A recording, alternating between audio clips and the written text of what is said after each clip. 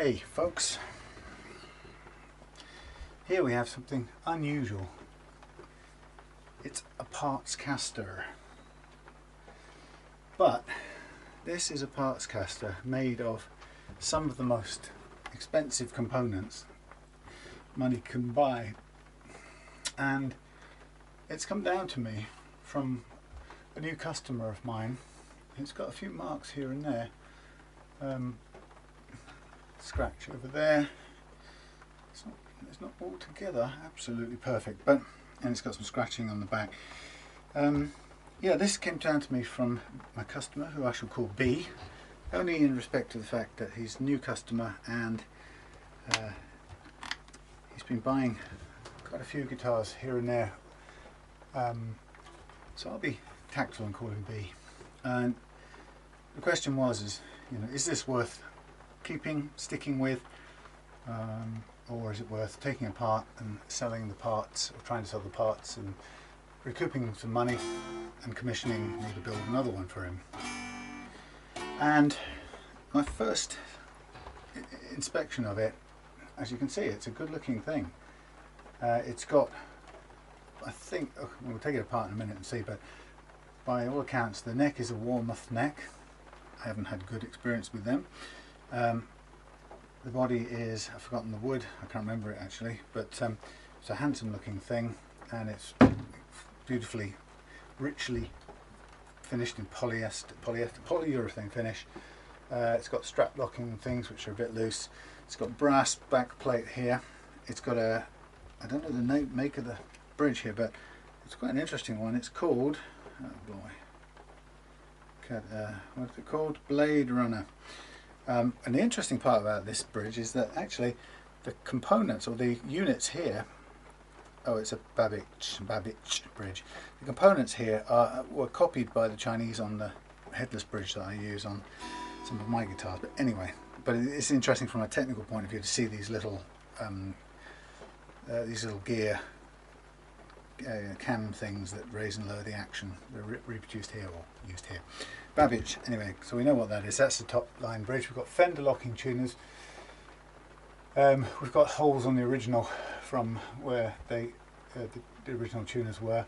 We've got there's some things about this which are really surprising. So first of all, it actually plays okay. The neck is very flat radius, so in a way you could have a low action on this and get away with it. But what you can tell about this neck is, first of all, the previous owner has made a bit of a mess drilling through the back here, and he's flaked off great shards of wood on here, so it's a bit of a mess to be either filled, replaced, or covered in some sort of veneer. Also on here, the process of cutting these nut slots, which are a mile deep in this great wadge of sharp brass, has cut down into the edge here, so we probably want to round that off and polish it, or sand it out to make it nice and smooth. Now, the thing I also noticed about this neck, from a technical point of view, is that it's got a huge amount of fret sprout. So somebody, the Warmoth people, have, it's dried out wherever it's been. Now, am I going to say Warmoth hasn't been seasoning their necks? Well, I've had two expensive Warmoth necks go completely twisty and bent on me as they've dried out. So they refused to do anything in either case, because I was modifying the headstocks to use as headless guitars. But they got away with that, and nothing I could do about that, because technically I modified them, so they were absolved of their responsibilities. But both were a grain problem, and in the drying and the continued seasoning, both necks went completely twisted. One was totally backbowed on its own with no strings attached, and this one, I can see where it's dried out over however long it's been alive. It's actually, unless I'm completely insane here, I'm in danger of, is it cracking, or has that been the end of a file? It might be the end of a file that's gone in here. But what you can see is there's about nearly a millimetre gap where the plastic piping is protruding and sticking proud of the wood. Now, those two things would have been sanded smooth, flush together. So that's how much this wood is shrunk on this neck, which also causes this very sharp fret sprouting. So the question that B asked me was, could I make a guitar better than this when all's said and done? And the truth is no. You've got a perfectly good strap body here. It's perhaps a little bit glossy for some people's liking, but it's a beautiful piece of wood. You've got a full weight, expensive Babicz bridge. You've got what apparently Yngwie Malmsteen pickups. I don't know who they're made by, but I'll see if I can find out now. We've got Warmoth neck, Warmoth body. We've got locking tuners, and we've got a brass nut, even though it's horrible to play with because it's just like a great big chunk of engineering metal. So realistically, play this. It's flat radius. Would I make a Strat with a flat radius? Maybe not, but there's nothing about this that can't be made to play, as far as I can see, can't be made to play really well. There is a concern that B has about the I don't know if you can see it here. Yeah, another one of these problems. This string here is too close to the edge. I mean, technically it's playably close, but it's not ideal. You might find it slipping off, but there's no reason why we shouldn't try and get it over there. Now that technically should be doable by a little bit of movement of the neck, followed by re-screwing it down. If that isn't going to work, and if it requires a gap or something that we don't want to have, then there's a possibility that we can look at moving the bridge, because we're really talking about, I would say, the absolute most 2 millimeters, but I'd say 1.5 millimeters is about what we would be looking at changing there. So he got this for a great price. The amount of money that's gone into this partscaster, you're probably looking at 300 quid for the pickups, 150, 200 quid for the bridge, 500 for the body, 1,000, 300 to 400 for the neck, 1,400, 150 for the tuners, 1,600 quid, probably easily just in parts. And I know he got this for a fraction of that. So it's a pity that somebody's put this together. They've kind of gone for the right parts, but what they've done is they've put it together underwhelmingly. But I don't think there's anything about it that's beyond saving. Now the question is, I suppose, while we've got it in this position, do we actually need to level any frets? And I'm not sure we do on this thing. That's one good thing about the there's a little bit of choke there, but it's one good thing about the Warmoth neck when it's not twisted. But it certainly needs softening of these frets at the edges. And what they've also done is they've got the most incredibly slopey, flat gradient on the fret bevel here down here. I don't know if this has been done after the fact, and in fact it looks pretty rough to me. I don't know whether the owner has done this on purpose because they don't like the vertical or more straighter frets, but they've cut it at a really, really flat angle. And as a result of that, what they've done is they've kind of lost, they've reduced the playing width by a few millimeters. Now, in a way, if we replace this thing here, this brass monstrosity, I think that we have to accept, because of the way these frets have been edged now, that even if we move them, I don't think we don't want to move this end, but they're not too bad, but we can't go any wider than that because we don't want this thing to be playing off the edge of these horribly sloped. I mean, that's a disaster, whoever's done that. Whoever's done that. To be fair, when you get down this end, it doesn't look quite as extreme. I'm saying that. No, it has been. Maybe it's the previous owner. Maybe they felt that it was sharp and they've done something like this, but it's not a good look. And it does look to be somehow individually filed or stoned that way. They've kind of, don't know if that's what they maybe think is rolling the edges or something, but as a result, it's robbed the playing area of the guitar by, I would say, a good 2 mils in total. But that's not the most critical thing. So we kind of know what we're up against. We've got great sounding pickups. There's nothing wrong with them as far as I've heard so far. We would have to do some recovery work on here, but we'll have to, let's get it apart. Let's have a look at it. I think in terms of the action, right now it's set incredibly low, and in terms of the truss rod, there's a little bit of relief, not a lot.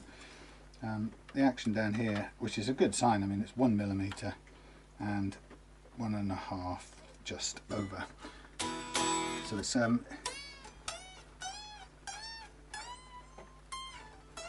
you have to push it. It can't even say it really chokes out. It's just beginning to hint. So we could technically fret level it, but I'm not really sure it needs it, and they're quite low. They're not tall frets. I'm looking at this, and I'm not sure it's being played a lot, but it's definitely the fingerboard is discolored between the frets, so there's a kind of distinct light bit either side of the fret and then a kind of dark bit, so maybe it has been played some. I mean, it's not been hidden away. It's, you know, it's got knocks and scrapes on it, so it's definitely seen the light of day, and I presume somebody's played it with this hideous nut on it, but to be honest, it works. I mean, I'm not gonna knock them for that. They've made it work. It's just a tatty, you know, in terms of a few little bits and pieces. And the question of what we do with this headstock here depends on how deep these gouges are. I mean, technically we could sand it out, keep on sanding down. This, you know, this is a fairly thick headstock anyway. You know, it could just be a case of sanding it out. I don't think they're too deep. Alternatively, we could put a veneer on here, but it's a kind of shame because you've got this nice nice finish. I mean, it's got a good grain on it as well. So everything about this is fab. So what would the plan be? Well, plan B, the plan, I think, while this thing here, this nut, is working, and while who doesn't like a brass nut, eh? I think we have to admit to ourselves that it's A, way too sharp, and B, requires some work. And let's have a kind of close-up look.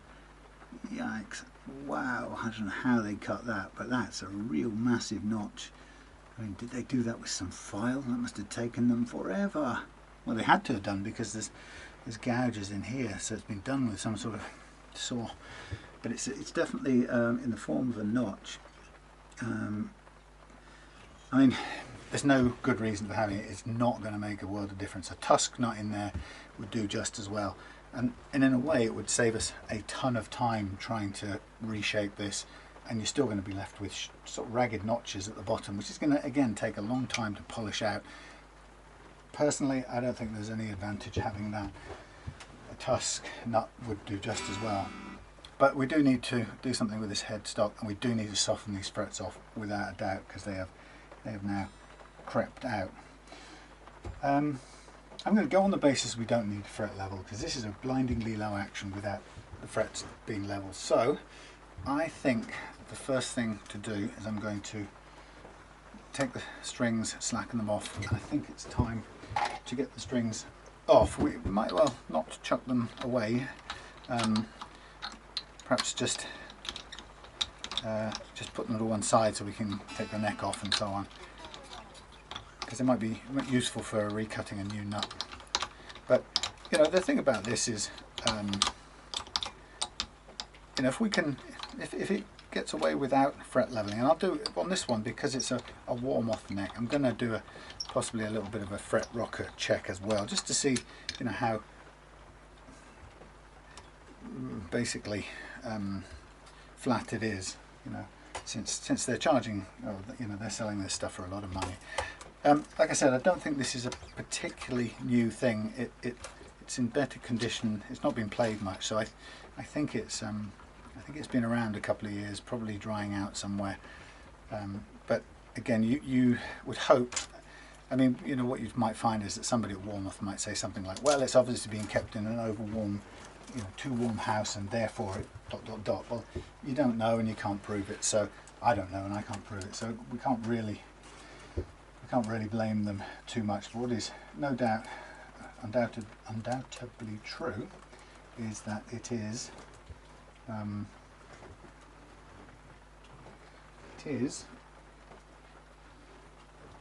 dried out, and therefore it's gone sprouting at the edges. So we do have to do something with that. I'm planning as well, once we've got it all apart, which we might just lose these strings and do it in one go. Once we've got it all apart, I'm planning to we'll buff out the body and see if we can remove some of these scratches, or even fill them if they're deep. You know, I know that B has kind of given me his blessing to do anything. The person who's put these tuners in has got them. It's quite difficult to do, but they've drilled for the two little guide holes for the Fender what's its. I bet you when we take this off now, let's do that. Do you know what I'm going to do? Am I going to ditch these strings? I don't think we're going to be back into string. No, come on, Sam. It might be. It might be. Let's just. What are we going to do? Yeah, let's ditch them. Let's ditch them. We're gonna come back later, and I think it will be a while. We're not doing this one in a rush. So let's kill these. Yeah, when we take these tuners off in a second, I think what you're going to see is a bit of a mess in the place where you've got to drill the little receiving lug holes, kind of thing. It's got Fender bullets strings in, which is neither here nor there, neither particularly gooder or worse than any others. I don't necessarily think, but you know, I've never played them for any length of time. I've only had them come in on guitars. Let's get the neck off, and then we'll get the tuners off as a separate item. What I'm going to do is I'm going to pull up a. Okay, this is that was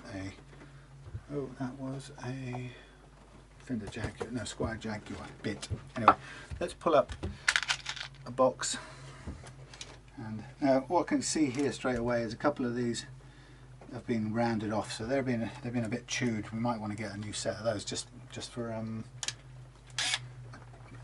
looks wise. Let's see what we get when we take this off.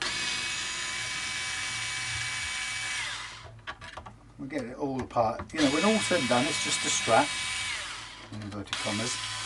We want it all apart. I don't know what, I'm not quite sure what they finished this in. It's very light. It's got more movement in it than I would expect, but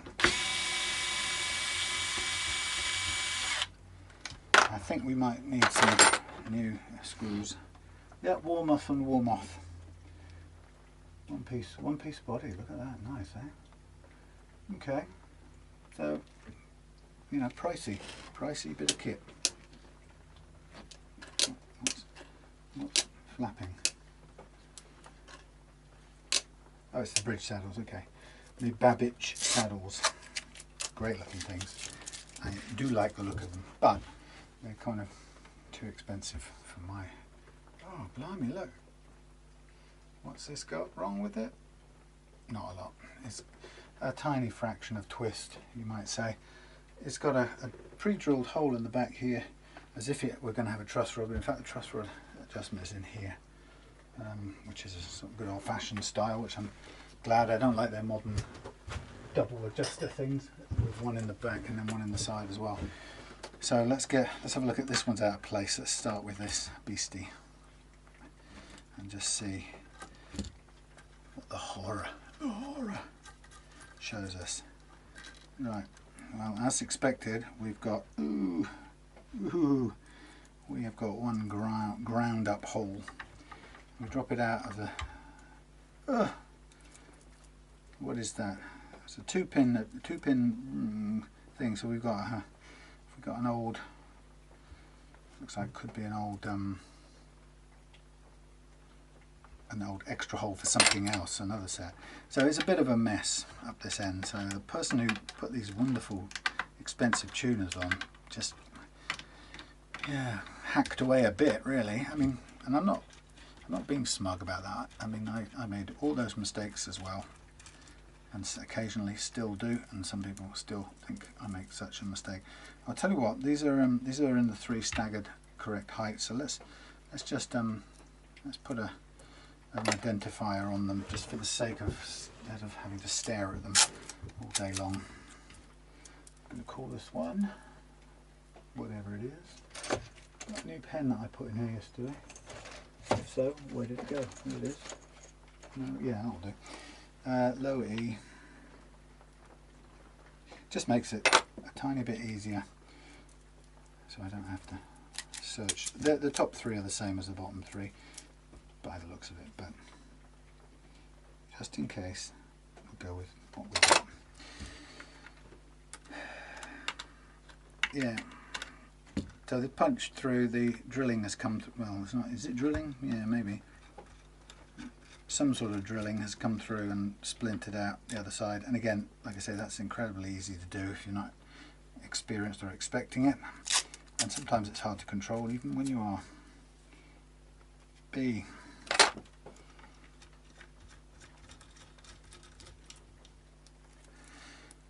And these little tuners with the two little prongs, the locator prongs, they're designed obviously for Fenders that are made in the factory, and when they're in the factory, those little receiver holes are perfectly positioned. It's quite a challenge to do it when you know if you haven't got the experience, and you get a new set of these and you go, oh no, I'm going to have to drill these little lugs, and you don't know how deep, and you're worried, and you try to get them in position, but they don't necessarily go in position. And that's what's happened here.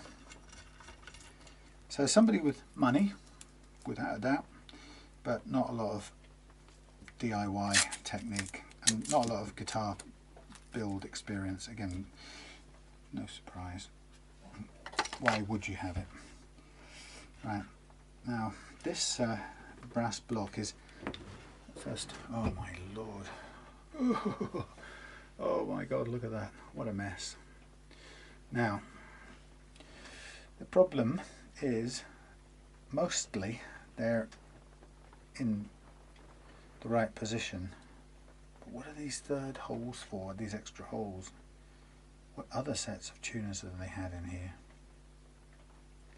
It doesn't make any sense. They're north of this. Oh, blimey. We've got quite a bit to fill in. And actually what we don't have is any wood of this colour. Maybe we do, but we don't have any. We can't make any dowels of that size. So it'd have to be dowels, and we'd have to stain them. I mean, they're hidden, most of them, so that's not the key issue. These little ones down here are visible. I'm just wondering if we can come up with something that will do that. Maybe we'll soak some in some stain and see what happens. Anyway, so we've got the splinter out here, the split out. We've got the scrapes here. We've got the sticking out tunnel here. We've got the ground or cutaway edge here, which is a shame. And then we've got this kind of grisly looking thing. I want to get it out because I don't really want this to live here, but the problem I've got is how it's going to come out. I don't really know. It may be glued in, or it may just succumb to a little bit of persuasion. Wow. And is this a round base? No, this is a flat base. So we've got a radius shape there on top of a flat top on a radius base, sitting on a flat slot. If you can see that, I can double check that. Yeah, mostly flat. Okay, I think that's too much trouble. These, to re-edge these isn't going to be a problem. You know, it's one of those things that could, even while we're here, let's do the whole thing. While we're here, let's check with B, and let's see if he would prefer some different gauge frets. So while I'm at it, let's measure what these appear to be right now, just so we have a reference point. 2.6, and part of the reason for that is if we were to refret it, then what we'd get is we'd reclaim some of that space too if we wanted it. It doesn't have to be so tightly grouped down here. Okay, so we've got 2.6, and then this is again a little bit of a crude measurement, 1.26, 1.18, 0.85, get out of it, 1.3, 0.91, this thing's lying.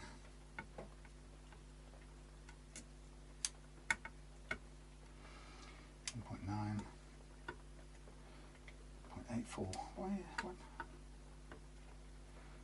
0.87, it says. 0.91, liar. 0.9, 0.9. Well, consistently that's telling me 0.9. And that's telling me 1.36. Are we getting something being flattened out here, or am I missing something? Wow, you can see the there's a kind of shape that pulls in all the way up here. It's been deliberately filed inwards, and it's left completely scratchy. I mean, they'll play, and if we keep the spacing the same as on this, it'll play fine once we softened it up. But let's have a look and see. So I'm trying to find a good reading of what we're looking at. I think we're looking at about 1.3 millimeters. It's classed as a jumbo fret. I keep getting 1.39, but yeah. Okay, so they're not small. They've got a ton of life in them. They don't look like they've been played much. I get the feeling this is probably been somebody set it up and done it and then given up. I think given up, lost interest. Okay, so call it 1.38 to 1.4 high. A respectable jumbo size. What if I get a couple of shots of this in reasonable light, and then we can evaluate what to do. And that will be it for tonight. I'm going to take a break after that, or after I found out the strings. I think we can see where. Okay, there's a good view in the light, and then the bad news. Ooh, I might actually even see if I can find some brown, woody looking. What is this? Is this Koa?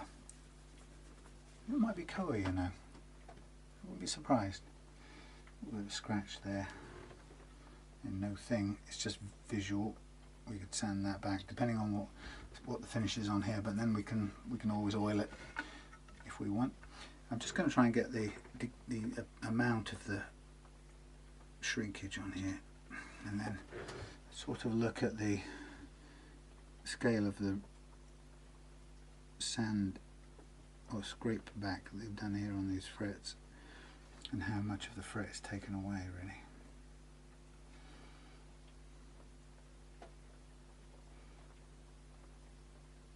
It's quite difficult to photograph because it picks up the light and dazzles a bit.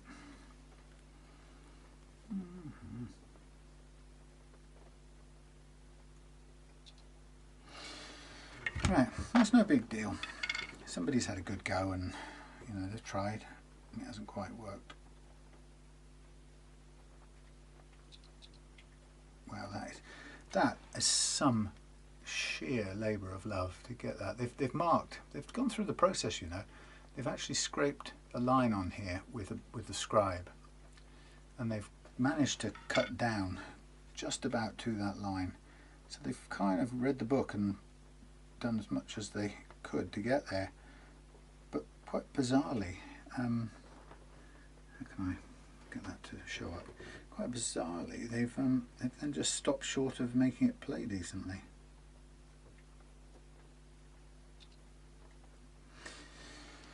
Well, that's interesting. Okay, did I get a shot of these? I think I might have done, but let's take some more again just in case.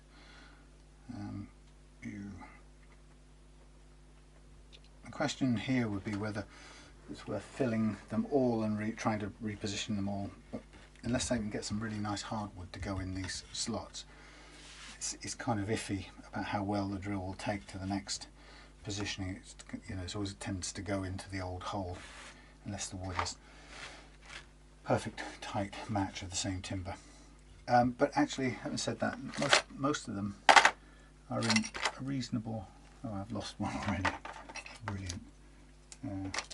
I guess that was the B, right?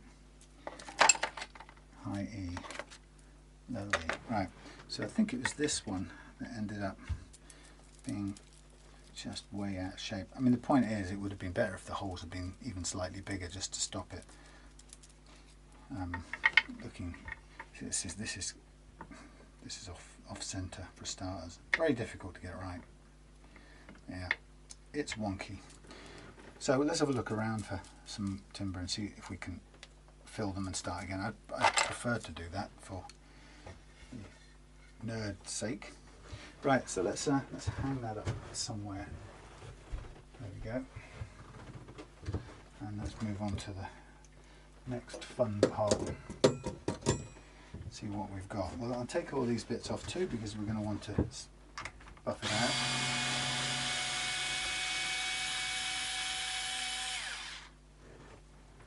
out. I'll go with a white felt next time.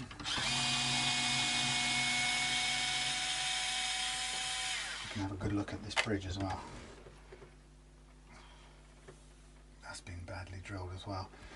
Yeah, this person was not a DIY person, that's for sure. Right, let's take off the bridge parts.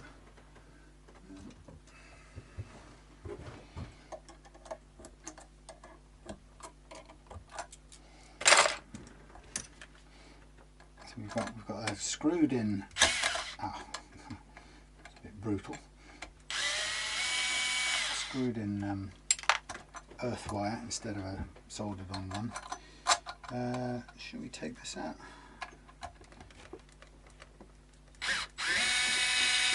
Let's. Just to do everything. Whoa. Okay, they're sort of mixture of Phillips and sloppy. A combination. Pad of. Oh, okay.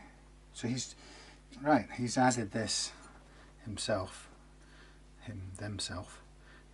It's been drilled through. He's tried soldering, drilled through, and then has he threaded it? Yeah, he's put a thread on there and used a bolt instead. Well. Now, I don't think there's a tremolo arm with this unit, so that's an interesting thing too.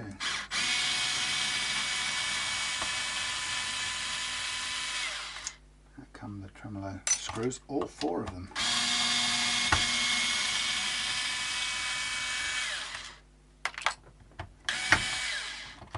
Come on, you. It's just the nosy part of me, taking something completely apart. But the truth is, if you're going to do finish repairs or anything like that, then you're going to want to do that. Okay, it's been a hard day. Somebody's missed a hole there and filled it with something and re-drilled it. No, hang on, they've drilled it originally. They've drilled it originally by the looks of it for a 2-point tremolo. If that is a filled hole or some sort of putty material. A lot of sanding going on here. Looks like detective work.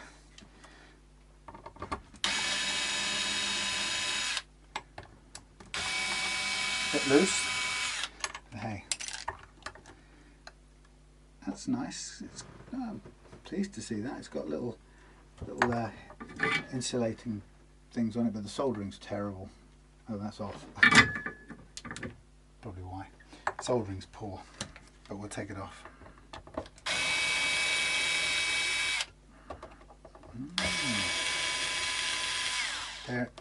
Interestingly, there is a lot of filings on here, and I'm not sure where they come from, but I don't think they're from my bench. These are various states of slightly roundedness. Not bad, but they've been scrunched a couple of times. Well, frankly, I don't know where this cut off. This seems to have conked out somewhere. I haven't been looking for the red light. Well,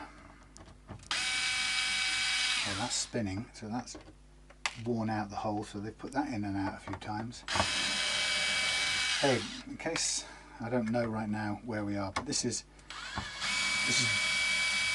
a new customer called B, I refer to him as B's, partscaster that he picked up recently. And if the camera hasn't been rolling for all the bits before now, handsome. These aren't, don't think these are those at all. That's a nice thing. Voodoo Blues David Allen pickups. It's got Russian oil and paper and oil cap, which ain't no thing because somebody like me has a whole drawer full of the beauties. So they're not exactly exotic. Don't know. Still, it's nice pots, nice pickups by the look of it. Oh yeah. David Allen pickups, made in the USA. Okay. Well, yeah. So in case you missed, and the thing actually wasn't recording at all, this is a new customer. His partscaster that he recently acquired, and right, much as I'd like to play with this game, this is not playing with me, so I'm going to lose this, but I will, when the time comes, I will redo it that way because it was pretty handsome. Okay, yeah, this is his partscaster, which is all, well, a combination of expensive Warmoth parts, a Warmoth body, a Warmoth neck, which have been put together with some of the most expensive components you can think of. This is a Babicz bridge, all these little what do you call them? Cams, little rotating cams for raising and lowering the action. It's an exotic little bridge. I like it. I'll have to go and explore it. But it is expensive as hell, and whoever's made this has put this together fairly badly. But it hasn't been helped by the fact that the Warmoth neck has shrunk over time, and so it's sprouted frets at the end. But there are a number of things that he's done oddly. This looks like wood filler to me. Thankfully it's strong, it should do the job, but it's kind of just trying to figure out its history. From where this sits, there's no arm, but I think it should work in terms of its movement. Yeah, that's not bad at all. And if we just look under the side here, there's a little, it's kind of sitting on a little raised plate. It's a beautiful thing. SuperVee LLC BladeRunner. Yeah, it won't be cheap. So it's, I think we're about as far to one edge as we'll go. Don't think there's any much more movement possible in it, but it looks like it should move pretty well, and there's a fair amount of movement for the back end to kick up, so that's properly routed. This would have been done at Warmoth. Yeah, nice. Thankfully there's no major chips or anything. There is a tiny split in the neck pocket here, and there's just a few scratches here and there, but this and some gunge which should polish out. Just whether how much work these will take, but I think this thing will look great before too long. So what I want to do is hang it up somewhere safe, which means finding a spare bit of paracord. Oh yeah, we've got some yellow paracord here, will do. Yeah, and any mistakes really are hidden, but again I can make this shine up too in case any of it's showing, but it's I think most of it, possibly the tiniest little bit, is showing. Most of it looks good. I think they converted this. These holes are they look too clean to me. I think this was drilled out for a two-point tremolo. I think it's been filled with some sort of putty or wood filler, which is fine. Okay, so that possibly won't go through there. Yeah, not with this end on, so let's cut that end off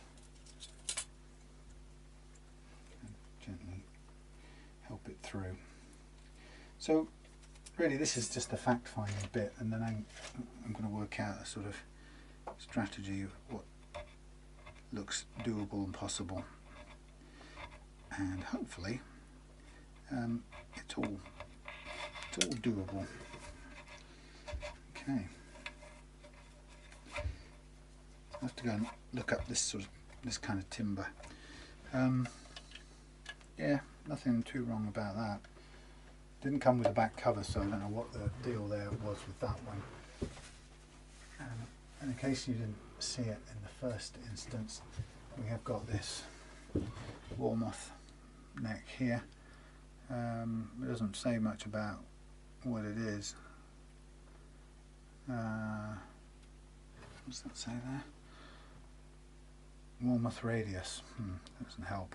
It's got 6150 fret wire on it. It's got 59, so maybe it's a 59 style neck. Licensed by Fender, Warmoth, etc., etc. Now, it's got a little tilt.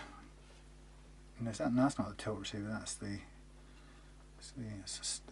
What is that little bit?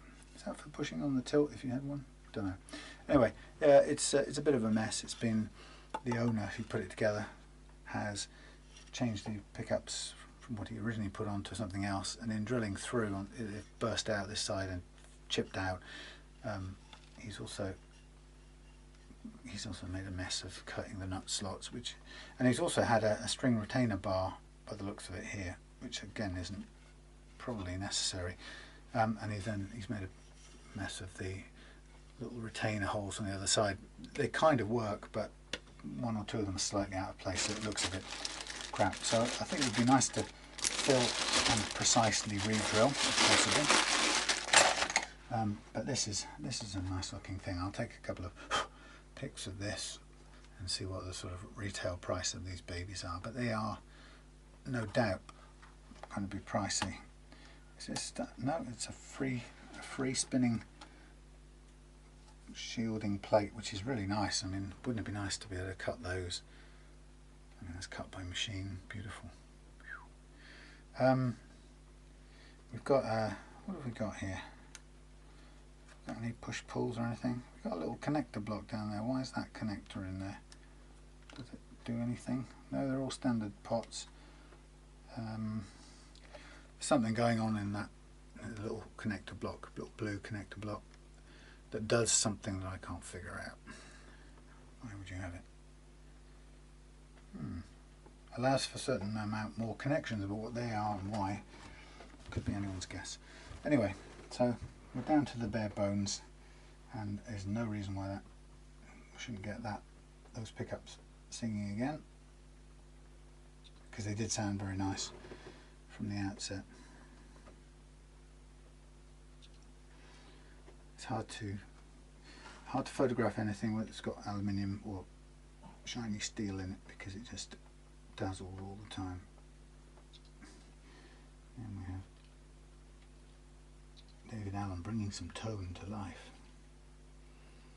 Voodoo Blues.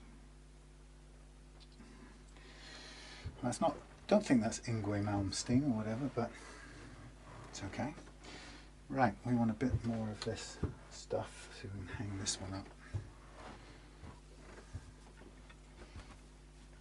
I like having things hanging because they're out of the way of other things, but it all depends on whether they fit through, so it might have to be a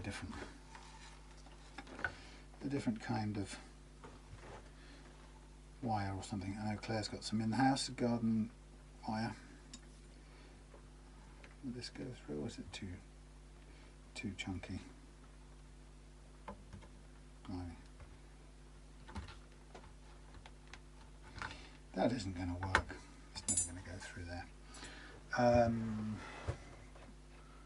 bit of a string or something. Oh, anyway. I'm sure I've got some thin stuff. I know, I shall use something temporary that will help me along my way. Okay, where's the strongest bit? that will do. So there's nothing I need to do to this. It's as Mr. Allen intended.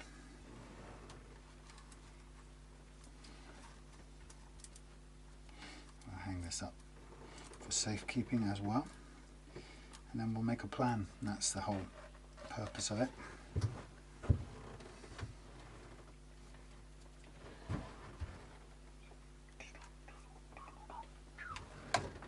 There we go, Mr. David Allen.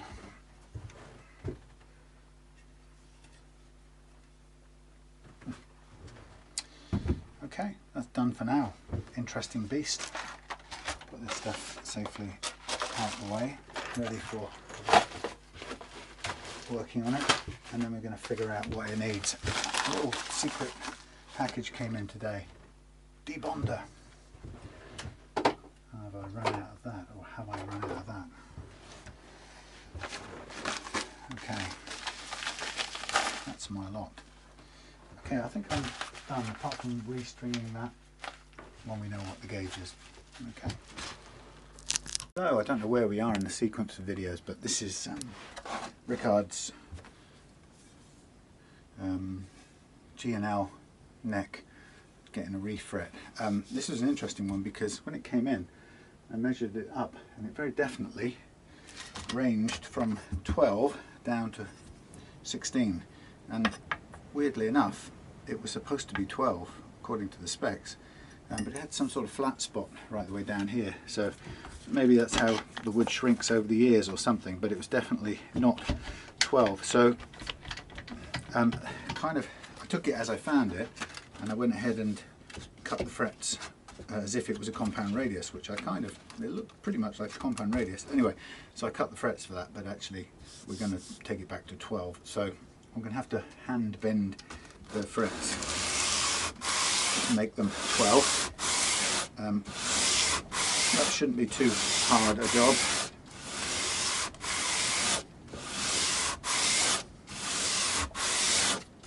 Just going to have a quick look at this. Obviously it's important to set the neck flat before you start doing this, which I have. And so what we're looking for now is, have we got to the 12-inch radius? Very close. So I've got rid of the flat spot, so it means I've taken down the edges a little bit and flattened out the end. Well, sorry, flattened out, yeah, the edges to meet the middle, kind of. Just double check this. Yep. Okay, so we're very close actually. So what I'll probably do now is switch to a lighter grade. It's funny because I cut the frets for 2 necks for Beech's special thing here, which I'll show you. This one, which was a Warmoth neck, but it was a horrible condition actually, but it was also full of holes all in the wrong places for these locator lugs, so I've filled and re-drilled these spare tuner holes, filled them, and also sanded down the front here to remove most of the cut marks on the back edge of the nut, but also all the big gouges that came out when the person over drilled for the tuners. So it's a lot tighter, and I'm probably going to finish this with probably tung oil actually. I might get some tung oil in to make a finish, but this will be just regular fingerboard oil, so I'll fret straight onto that. But that is a compound radius 12 to 16, so I did the 2 sets together thinking, hey, I've got 2 on the go, I'm up on the game sort of thing, ahead of the game, but ended up not being the case, so I'm going to have to manually bend down to the 12-inch. Starts at 12-inch and then goes to 16 in the end, but it's pretty close. It's not that big a difference actually when you see it in practice, but I just have to carefully hand flex them until they're right. I don't like doing that. I much prefer to have the things cut or bent by the machine because it tends to be smoother, but still.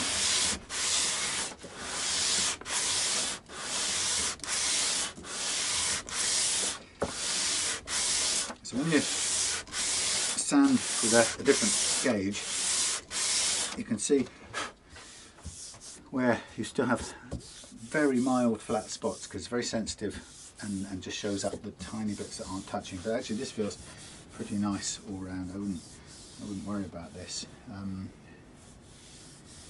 Okay, so just going to clean this out next. Put the 180 over there, we restacked. I suppose we could do a 240, a bit of 240 just to smooth it right off.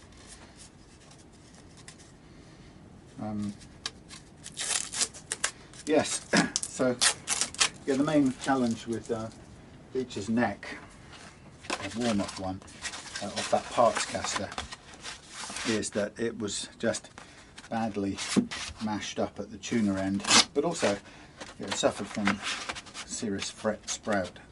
The neck had dried out by the looks of it over the years, over a couple of years, and with the result that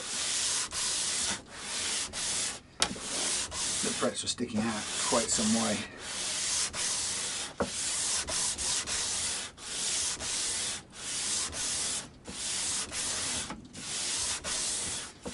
So I'm just hoping that this will have, on that one, that'll be all the drying out that's going to happen to that neck,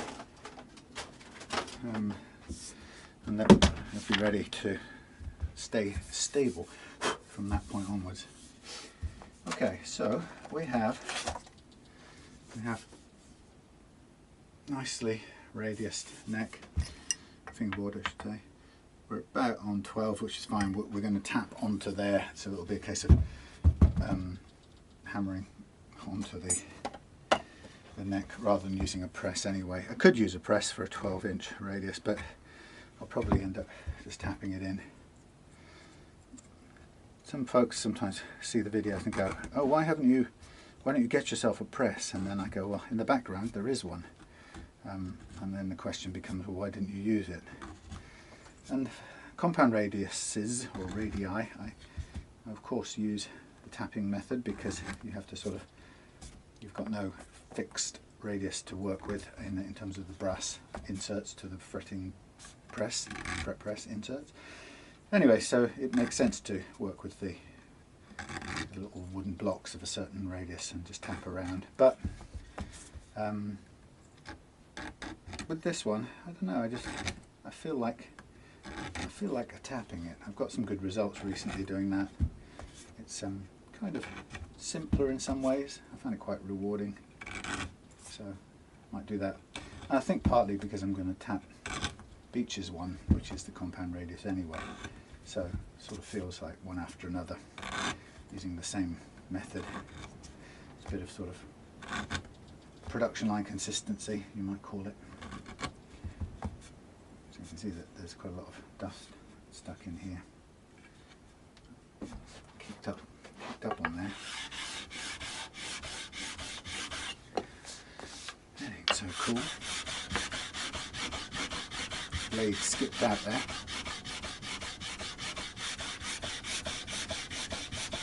Work that a bit.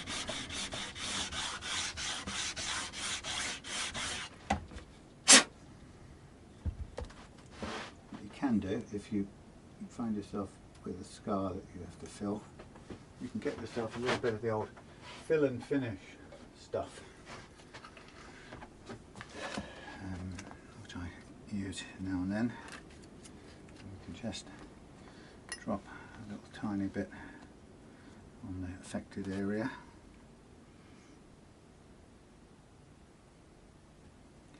To effectively finish it, fill it and finish it. And then we just let that set kind of proud. We want it just sticking up, and then we'll come back to it in a minute. Chuck that away, and probably good time for a tidy up. Stick that on one side. Just a thought. So the challenge is, no, not that one's good. That one's no, that one's the one. The challenge is this is Riptid's set, and so we're going to have to turn these into sneeze now. rosewood. Pardon me. Ow. We're going to have to turn these little thingies into 12s. Now, if we go down here, what have we got? Do you know what? These are close enough as it is. I think I over bent them anyway, so as it happens, they've come in up just on 12, so I'm happy with that actually. I shall worry not. I thought I was going to have to do quite a bit of manual bending. Now that will work with the tapping it in routine. Cool. Happy outcome. You know, it's about 30 quid a set of, all told, a set of gold frets, so getting it in, not having to buy another set, it kind of works better. I'll chuck a bit of sawdust on there just to fill that up and help it dry. Bit of rosewood dust. In you go. Really splat, dry.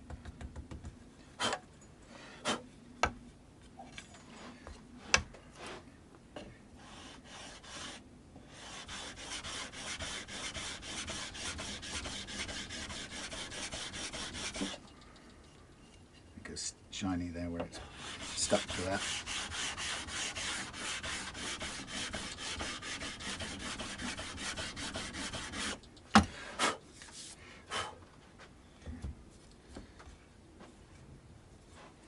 Right, now,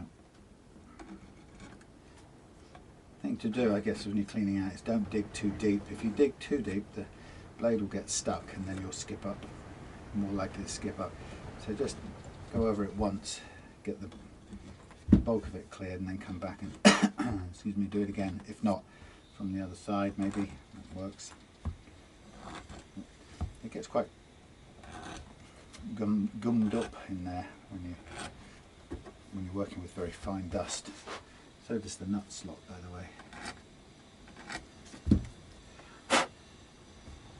Gosh, listen to those neighbours making noises with their power tools. Inconsiderate can you be? I'm being bitter and sarky.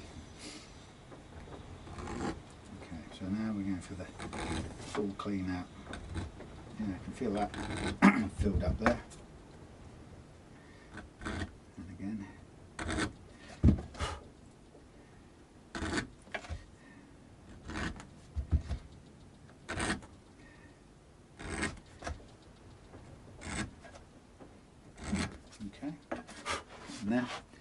So I think I will get this scraped done and then we'll hang this up and come back when I've cleaned up, ready for the fretting. I've got so much to do at the moment, it's hilarious. Right, this is claggy.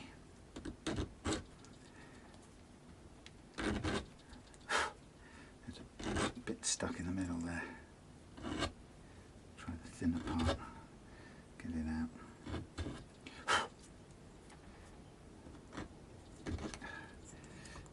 Come on.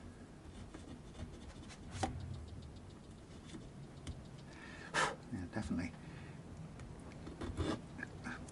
a blob of goo in there. So the sharp end is good for that. Maybe run the sharp end first when we're down this end.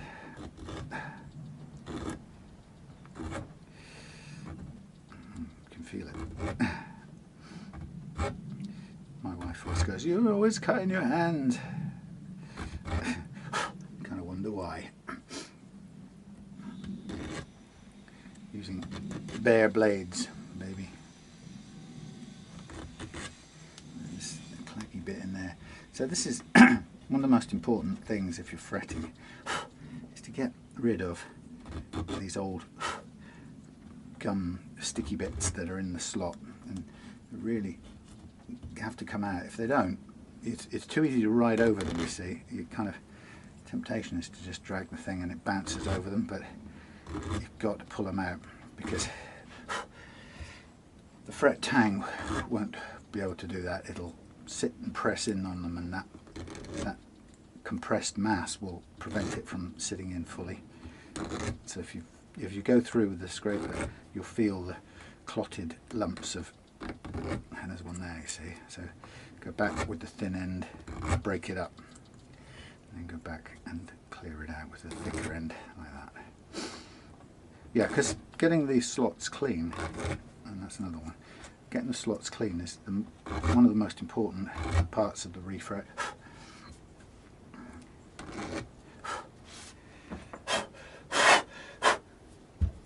Okay. Sharp. Sometimes when you scrape through, you do get little bits broken off the end. No, that's just a cut. But we can fill that with poly at the end. Poly. Okay. So at this point, kind of have a feel at the edge of this, and this is actually quite a sharp edge, so I want to just roll this a little bit. I'm going to use a bit of sandpaper just to do that, and also take out any burrs that come away from the top edge. So I find this is very much a feel thing. Re-radiusing can really sharpen the edge up, and it can make it quite unfamiliar and unpleasant, and nobody likes that. So just, you know, take it down a bit. Feels good. Probably a little bit less important on the top edge, but still important to do. And remember that I'll kind of go over the edge, fingerboard edge, later on with some wipe-on poly just to fill any damage gaps. Yeah, feels quite nice.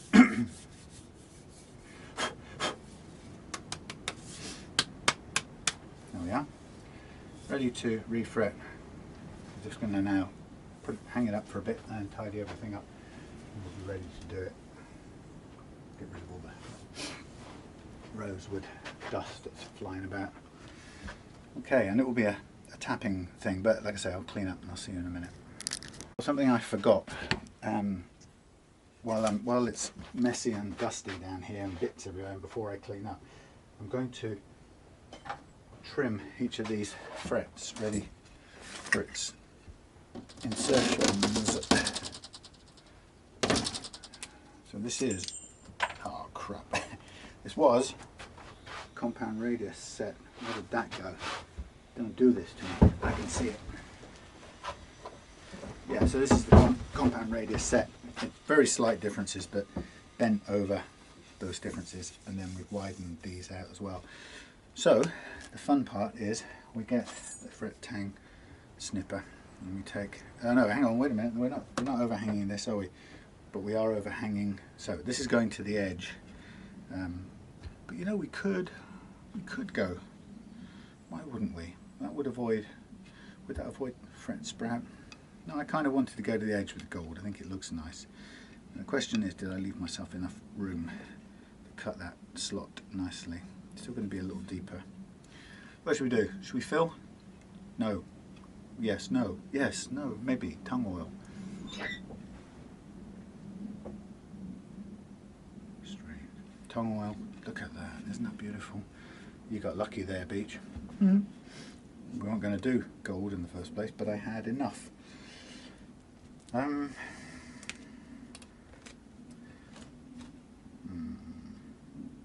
Fill looks kind of cool, but what would we have to fill in there? What we got? Dark oak. We've got wood filler of a natural colour. Yeah, we could put a bit of we could put a little bit of, yeah. Let's cut the overhangs, just because it's classy, and we can tongue oil over the end of it. So what we do, he said, just inventing jobs to use up time. What? We cut. We try. Come on, behave. We cut an overhang. But we're going to have to do a little bit of extra work in a minute. So we cut the overhang, and then we snip.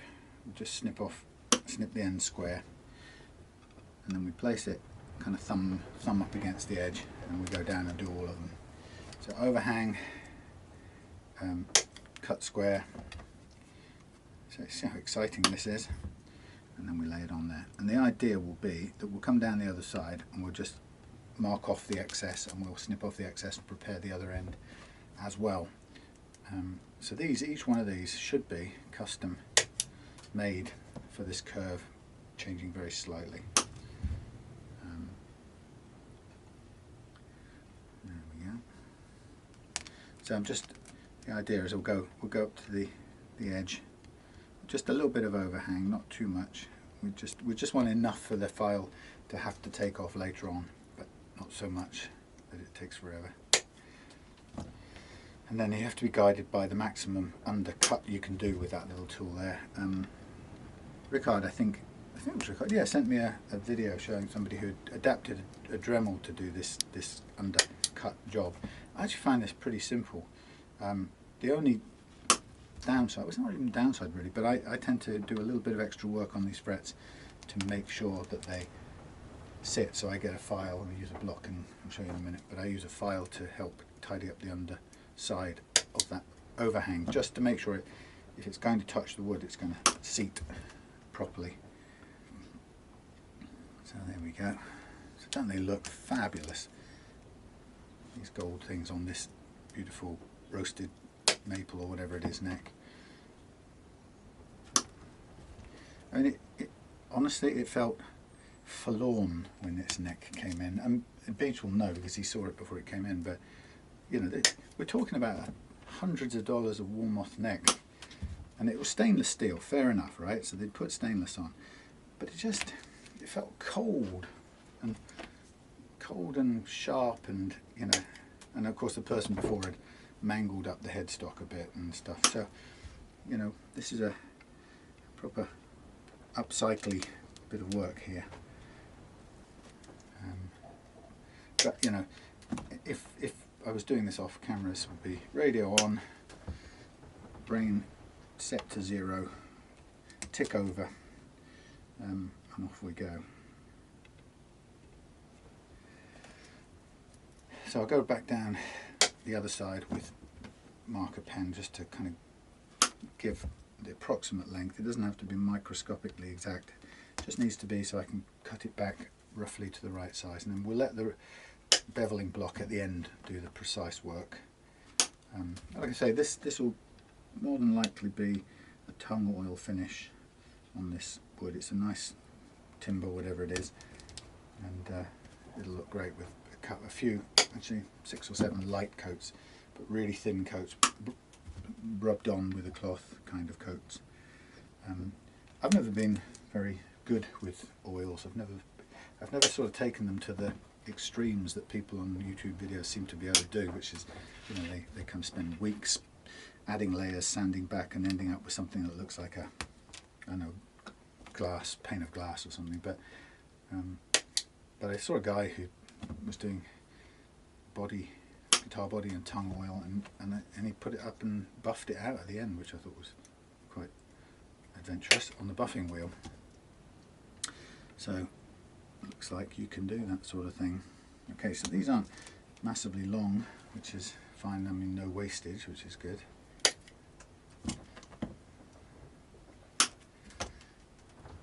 And the underhang bit, really, its only purpose here is to create a little bit of space to put some of that filler in when we finished everything off, and just seal it up, and then we can oil over the top of that, and it becomes just part of the smooth finish.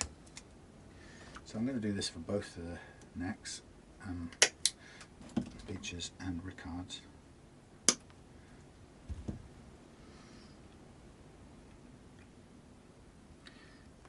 Another one of Beach's arrived this morning. It's going to be an outrageous and controversial one. It was a Chinese-made Telecaster, Prince style Telecaster counterfeit thing. Now I know people are going to shriek, but actually it's the issues of counterfeit and stuff are kind of down to the, well, it's not counterfeit because it doesn't have Fender on the headstock, but it's a copy, and whether you like that sort of stuff or not, or whether, you know, there are a lot of people who think it's a waste of money to buy something that you have to work a lot on anyway, but you know, that's when you get into the realms of thinking you're so much better than the person you're criticising for doing it. If they want to do it and it's a particular style that is important or that they value and they want to have, then who am I to disagree? I mean, I've travelled the world in the 7 seas. You know what I mean. It's not for me to decide that somebody shouldn't do it. I think Beach has done it out of kind of curiosity as much as anything. I don't think he, well, I know for a fact he's not a brand fanboy. It's because most of his guitars will have really loved guitars on it. Oh no, that is a brand fanboy, sorry. I'm proud to say. I should tell you, in the spirit of a recent situation, I should say, I'm endorsing Beach. Really Love Guitars is endorsing him. And what was the endorsement deal? Well, he got a guitar that otherwise would have been £3,000 for less than a third. But that's not true, so I wouldn't lie like that. But he might as well be, since he's bought quite a few. So this Evo Gold is a very brittle fret wire, but it's harder than regular fret wire, which is one of the reasons I like it. But it kind of has a distinct snap to it. And this, for me, there's sort of 3 kinds of fret wire that you can tell by the way they cut. And even if you don't know what they are, once you've had a bit of experience of it, you'll be able to spot them straight away. Even if it wasn't gold, I could tell the physical makeup of this. Even if you blindfolded me, I could tell it was Evo Gold. That's how I should have said it. Because it breaks, it snips in a particularly crisp sort of way. If you get what I'm getting at. Yeah, it's a very shattery sort of way, but in terms of performance as a fret, it's harder than 2 or 3 times harder than regular nickel steel, which is mostly copper and a bit of steel in there somewhere, a bit of ferrous material. Anyway, pretty close crop these frets here. You can also, I'd also be able to tell stainless steel with my eyes closed too. And the simple fact of that is because it's so tough. You'd feel it. You'd feel the amount of force you're having to hang on to these tools and swing like a monkey. So it's pretty. Somebody with a little bit of experience would be able to tell the feel.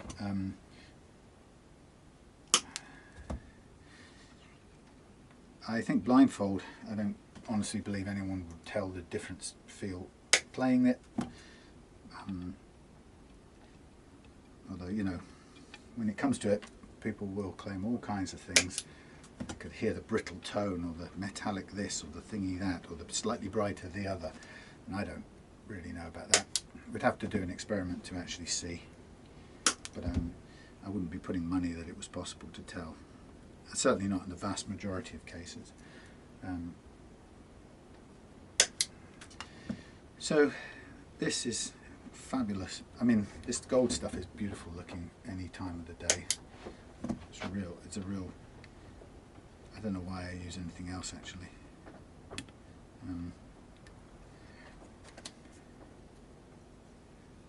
It's just so good looking.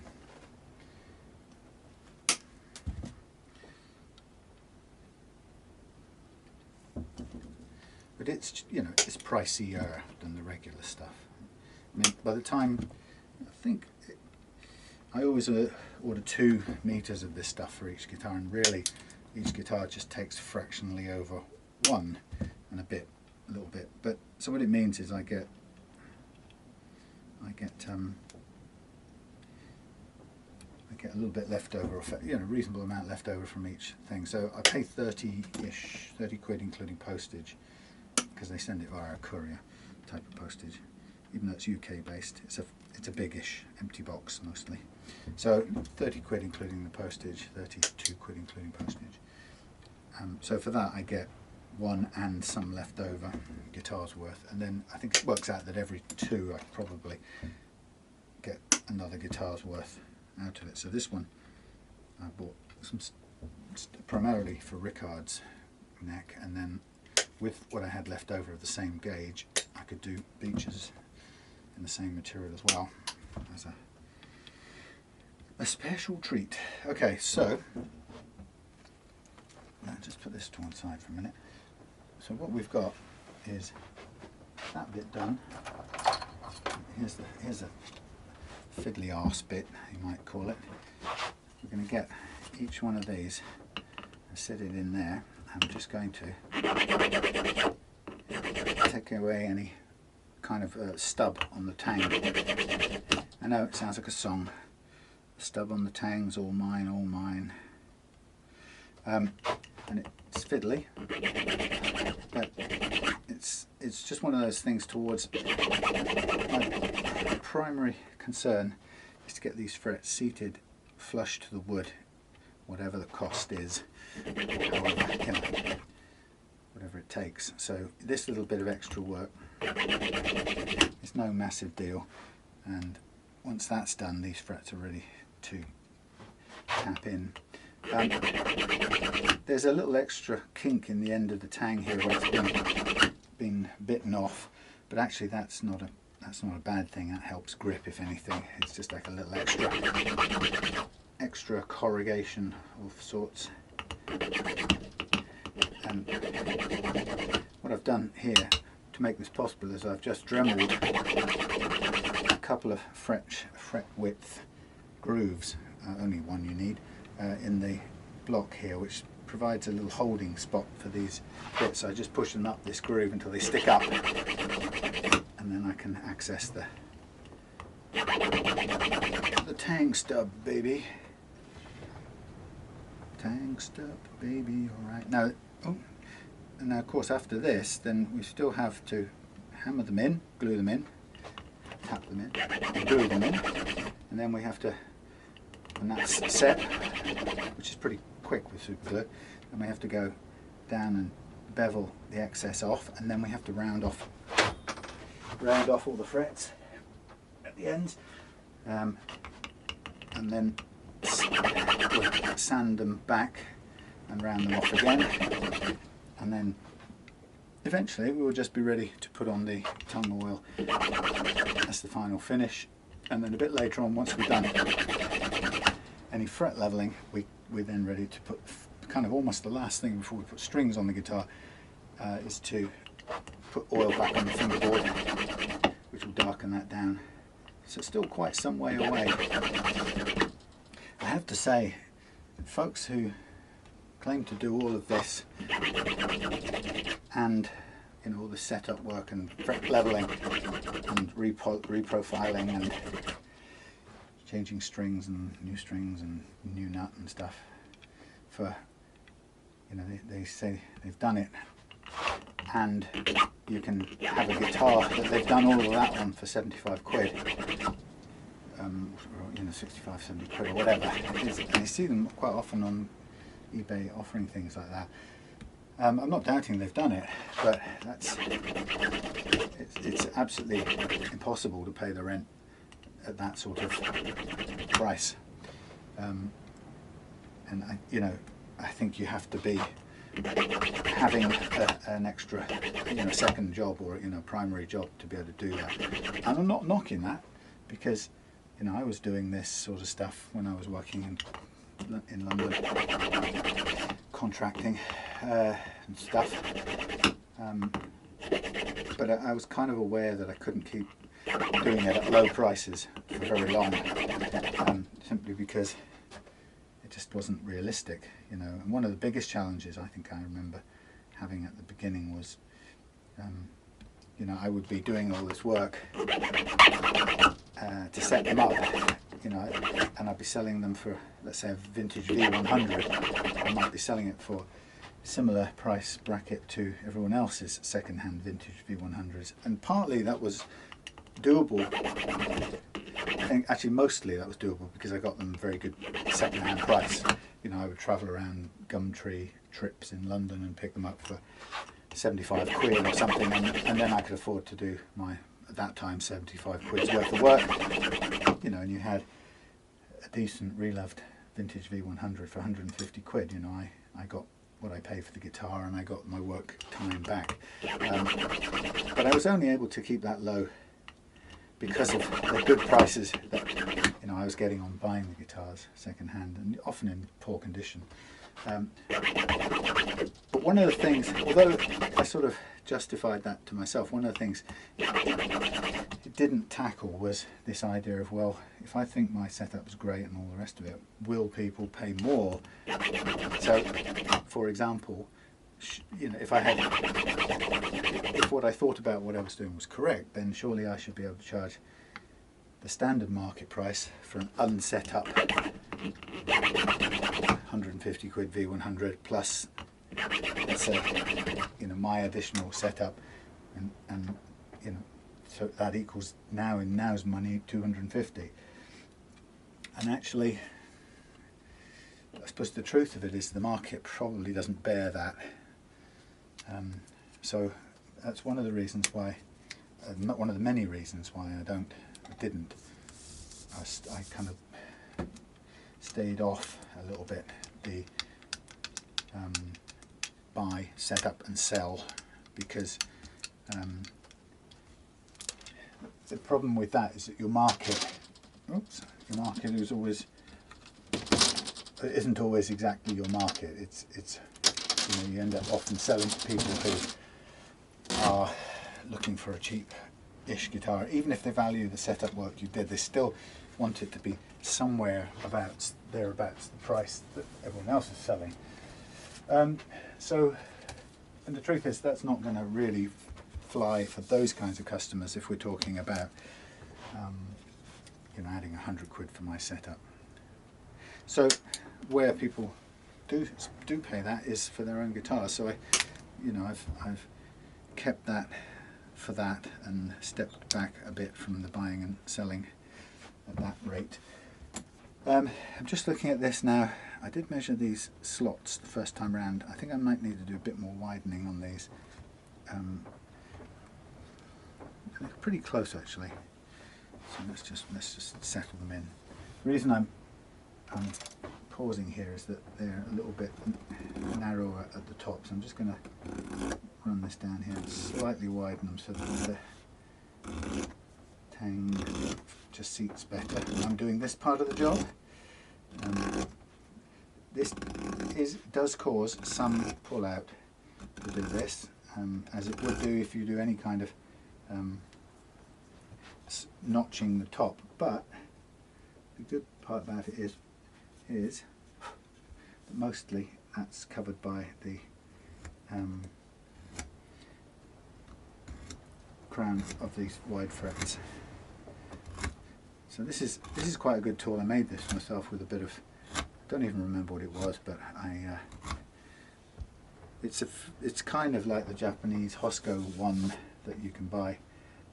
The difference being is this cost nothing, and it required some Dremel work and a piece of, I don't even remember what I made it from, and then a bunch of plastic bits and bobs and some, I think this was actually a clay scraper, and I just used that and ground it with a Dremel. So I've created some teeth in it which have been doing a fine old job ever since, and they allow me to do this, and it's slightly tapered, so I'm sort of creating a very slight notchiness here as I'm doing this, but it sort of widens it up, and if you want to, you can keep on pressing down. I just really wanted it opened up enough now to just place this here like that to begin with. That was my main aim. So yeah, it's that whole thing of judging, you know, there's a part of me to recognise that it's very flattering, you know, to make great setup guitars and then have people buy them, but it's not quite, if you're selling them at the same price as guitars that aren't really set up very well, and in a way you're not really charging for your time in that. I realised I was fooling myself a little bit, or as in, you know, I would be in danger of fooling myself if I wasn't careful, which is why I kind of adjusted my business model. Well, that's not true. I never needed to adjust it because I set it out in the right direction from the start, but it's one of the reasons why I was cautious never to overdo the percentage of buy, setup and sells. And while at the time I was doing that, the buy, setup and sell was predominantly a way of learning without losing money kind of thing. So I was learning and kind of just about breaking even, you know, on my costs, which I thought was, you know, a fair exchange. I didn't mind putting the time in on my weekends to learn, you know, and in that case, so long as I learned something, so long as I got the money back for the guitar and a little bit back for the time, and that I got a satisfied customer and I'd learned, then it was a win-win. But that can only, you know, as the name learning suggests, that can only go on so long, and it can't be a sustainable business model for the long term. And I think if you're not careful, and if you do that, it's seductive to carry on doing it because everyone seems to like your stuff. But who wouldn't like your stuff if you're selling guitars for the same price that everyone else is, only yours has got 3 or 4 hours of hard work and actually play really well. You know, you have to forgive the punters for liking yours better. I mean, it's a no-brainer, isn't it? Of course, the real test is, will they pay the going price plus your time? And that's the harsh question you've got to ask if you're going to do this sort of thing. I have to say that so far, that's kind of been how it is for me, but it doesn't come without, you know, some mistakes and some backtrackings and getting some things wrong, and, you know, having to go miles backwards to put it right and all of those things. But I think that's never a bad thing anyway, you know, providing you don't take it personally, and also providing you, when somebody isn't happy, you don't go into fight mode, because that can be the biggest self-destruct in a business, really, especially one that really does depend on goodwill and in the feel that people get about you as a service provider. If you get into that sort of really terrible social media slanging match type carry on when something goes wrong and somebody complains, you can quickly destroy any good vibe or reputation that you built up, and it's terrible to watch. But it's you know, it's very tempting to almost want to get into that, because, you know, no matter how enlightened you are, you can still find yourself reacting, taking it personally, you know, when you've made a mistake, you know. It's very hard to take it on board, on the chin, own up to it, and take ultra positive steps to put it right, but it's what you have to do. Anyway, if you're still watching this sort of boring carry on, it must be because you like the soporific sound of my talking, and of course, since I'm out here doing this, I'm going to carry on talking because the camera's rolling. I don't have much choice. So it's like it or lump it, I'm afraid. And that means if you don't like that style of rambling on about nothing in particular for 10 times longer than it needs to take, quote unquote, then go away. But I think some people, I know for a fact some people are interested in how long it really takes to do something.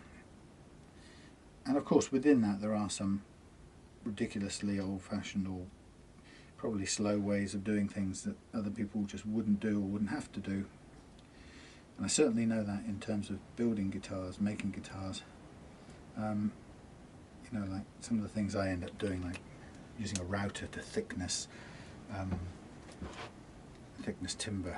It's just crazy, but I don't have a planer thicknesser, so I end up wasting that time, I should say.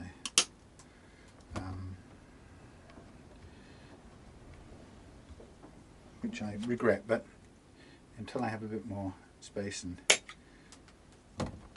money, I suppose, but space at the moment is the critical thing. Until I can create a bit more space, then I can't really run a thicknesser in here either, planer thicknesser.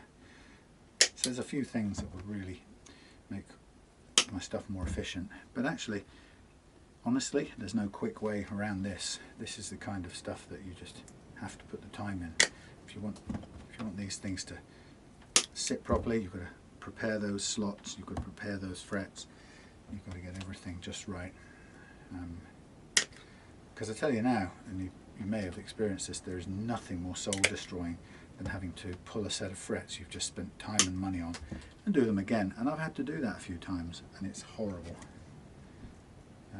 But you know, if they're not right, there's no way you're going to give the guitar back to a customer with a shitty set of frets on it because you made a mistake. You have to pull them and you have to do it again. Hello, my darling wife just come to join me at this moment. Witch of the West. You brought the wind with you. On the wind. And then, how are you? Alright. Good? Yeah. Boring people to death with just this endless boring little job. And Nick Abbott would say. Boring. Little bits of metal flying around.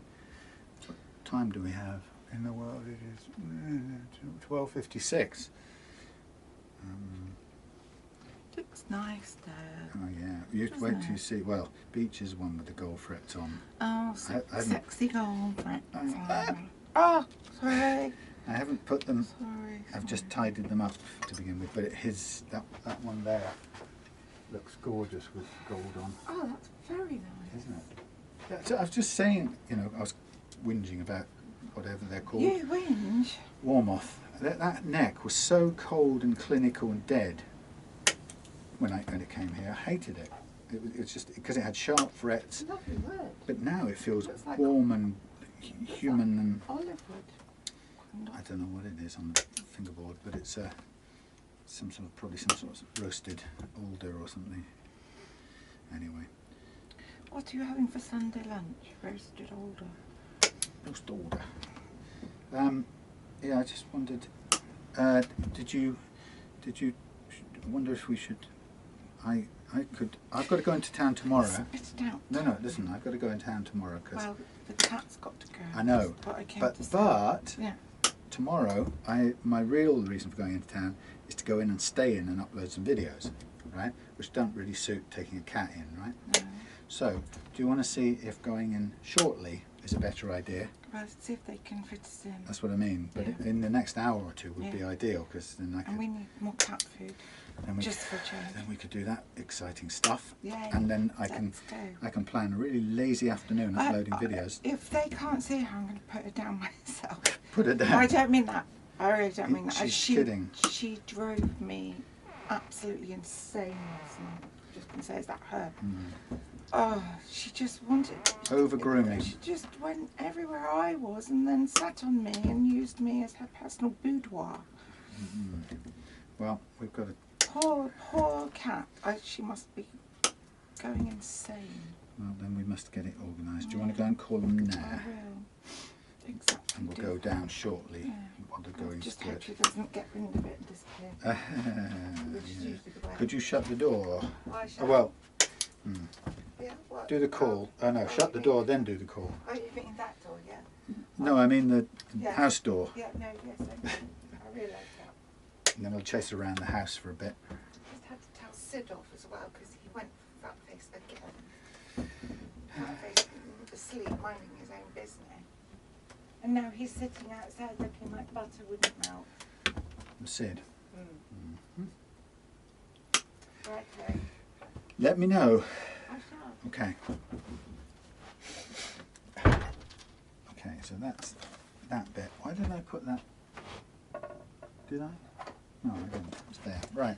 So we go and do these bits again. Yeah, so we've got to take the cat to the vet. Oh, God. that's what my earnings from doing this go straight into cat food and the vet. Seriously. So if you ever think I'm charging too much, A, look at how long these things take, and B, think of the children, the pussycats, I mean, think of the pussycats. You don't want them to not get to see the vet every once in a while. Not that they enjoy that, but... Okay, so as you can see, I'm going through all of this again, and we're sort of lining up ready to refret a bit later on.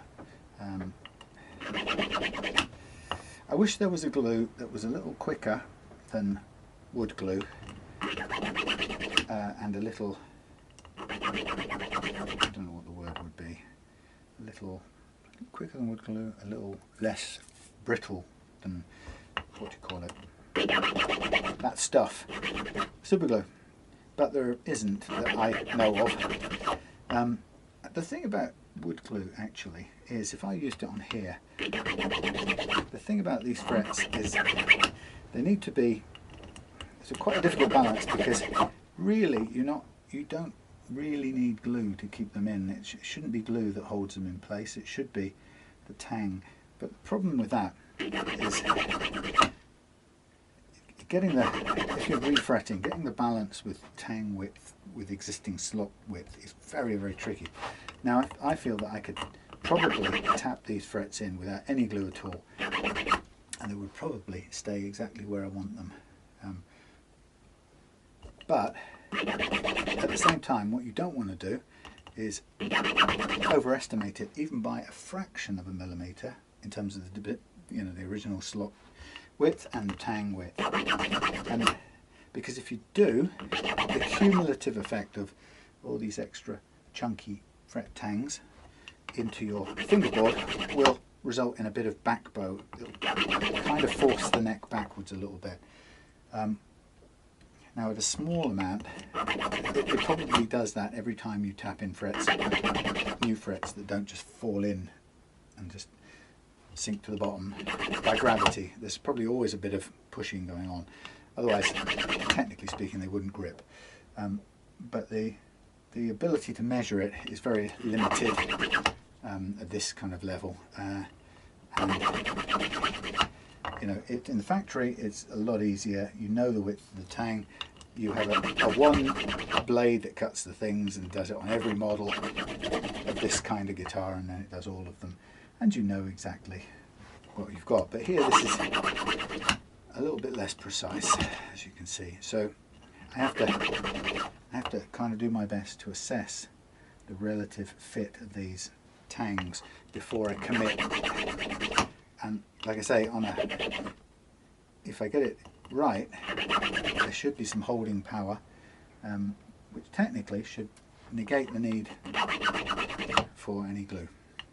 And if that's the case, then any glue will add a little bit of holding, and in fact, you could say that we should only use a bit of wood glue. And we could do that with this one. We could actually test the theory on this. Now you might go, what? You're going to run the risk of wasting 25 quid's worth of gold frets and having to do it again? You do that for an experiment? Are you crazy? Well, you know what? Why wouldn't you? I mean, so all we need to know, all we need to be confident of, is the fit of these. And we need them to sit in there, and of course they're not going to fall straight to the bottom, but we want them to sit in there comfortably, looking like they could do with tapping down a bit. Now, to be honest, I have got some, one of the ways you can check this is you can either try it with, I don't know what they're called, feeler gauges, or you could get yourself one of these here, these type of things, and whatever that is. That's a slot nut file, right? So look, that one kind of fits in there, right? So we have a we have a nice fit, a little bit tight at the bottom. Okay, so let's say that that's what we were aiming for, and we can tell what the width of that is reasonably accurately. 0. And say, look, okay, that's about 60, right?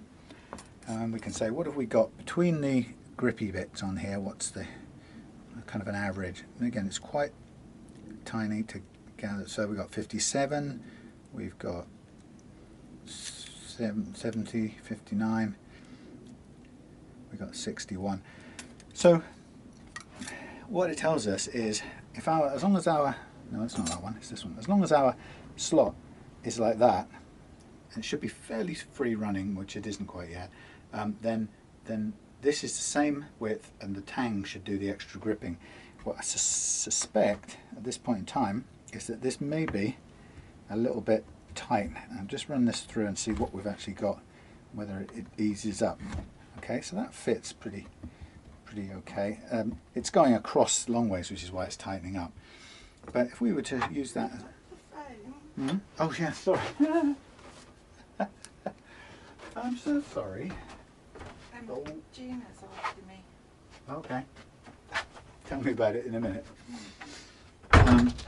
Yeah, so it's the slight bend in this that's causing it to stick a little bit. But we put it in there like that. That feels like a pretty good width, thickness. Now, it's not really a saw that's meant for this sort of thing, and it's not going to really cut down wider. However, it's a good guide, all right? And it really is important to make sure you got this. Now, if you had a set of saws that you know were all exactly the right different thicknesses, known thicknesses, you could cut from scratch. But the problem is here you've got to widen them. Widening, although people often say, well, you should use this saw and that device, but actually they don't technically widen the thing, right? Now this is more just checking than anything. You see, look, it's tightened up there, but if I just wiggle around a bit, it kind of helps loosen it up. And that's what I'm aiming to do. But if it needed a lot of widening, I get the feeling kind of one of those Hosco saws. I can't quite see how it would increase the wideness unless there was some cutting sandpapery effect on the edge here, which this doesn't have, by the way. It's just kind of pushing the slot around a bit. It's widening it with a bit of friction, actually. But you know, it doesn't really have a lot of cutting power on the edge, so I am using a bit of friction to do the work here.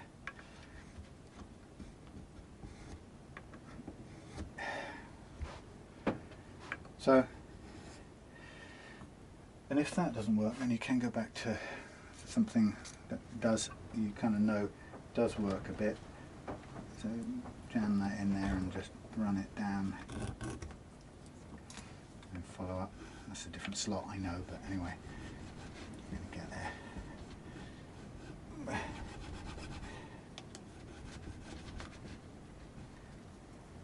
Gripping the file quite a lot.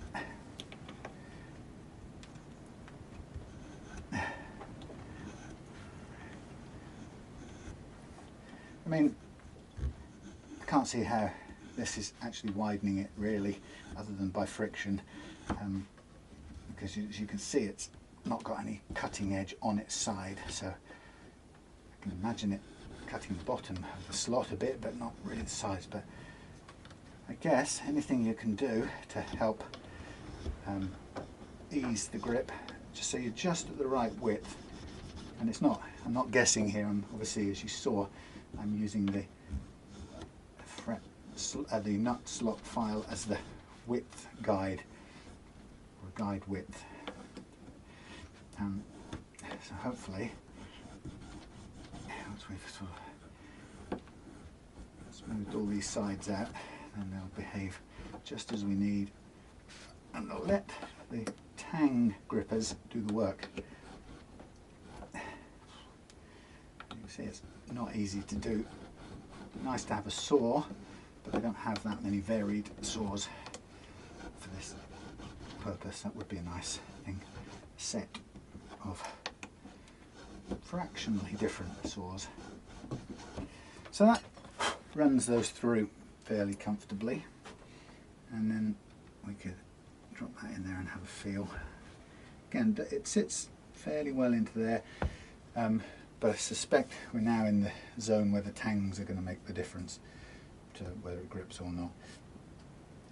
But you know, it's entirely up to you if you want to scrape it some more if you're feeling nervous. Various devices. I have a blade up there from a hacksaw which actually kind of is just about the same width, but it's almost too wide. It's a little bit past the point I want to go. What I want this one to have is enough grip to hold the wood, the metal tangs on the fret. The tang hooks. Tang hooks. God, there's so many different names to add. Okay. And again, if you need to widen, what you can do is you can just literally turn this a little bit as you drag it, get a bit more extra. But then you get to a point where finally that's sort of sitting in there nearly completely in. Now I think that's probably a good place to be at. I shouldn't worry. And I think we could do wood glue and tapping on this. But for the time being, let's put these safely out of the way for a minute again while we go and take care of the cat, but also clear everything else up, ready for the fretting party a bit later on. I've got so many things to do, it's not funny, but I do need to clear up for the other things I've got to do. And that is, in particular, bringing down 2 guitars that are going for sale. Yeah. She's booked in for 4:30. Okay, that will do. Okay. Yep. Will you come? Yep. Oh, yep. Great. Yep. Okay. Okay, 4:30. Okay, and there's my set for Ricard's. Oh no, what, hey, when, what? No, I messed them up. Now, look at that. This is the beach set over there. And the Ricard's over there. Right. Okay, so, what was that? Blade. Things fall off here. It's really weird. This place needs a complete tidy up. Right, what am I going to do? I'm going to pause, tidy up, get all this ready for the fretting game. So things I've got to do today is fret these two, hammer them both in, I think. I've got to string up and set the tremolo on Adam's green machine, clean it up, and then later on I've got to get the 2 guitars ready to go out tomorrow. See you in a bit. Okay, so we're straight on with tidying up. Don't worry, look at that behind there. Tidied up here. So straight on, we're going to do glue. We're going to do wood glue because we're going to trust in the fitting of everything here. So we will get a blade, and the idea is we will put glue into the slot. Let's see how this goes.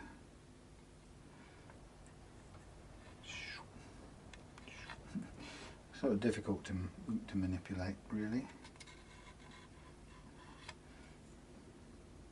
The idea is we just want glue in there to hold the tang down. Nothing more, nothing less.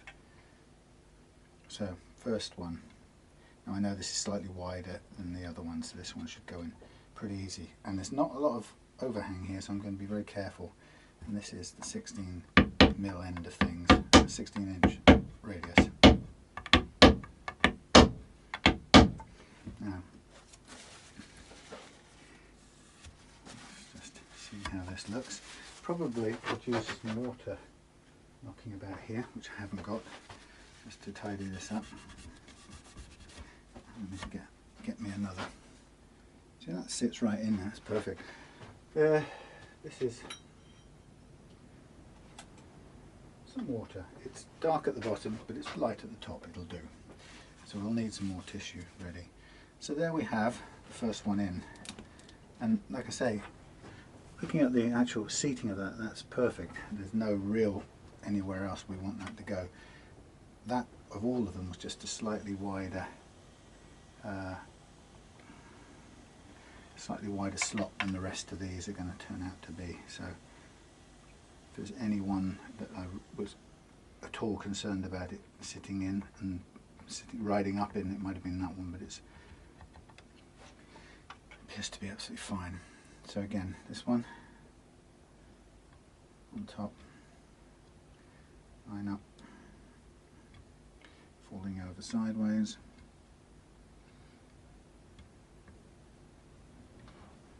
Okay, so I'm using my little radius blocks here.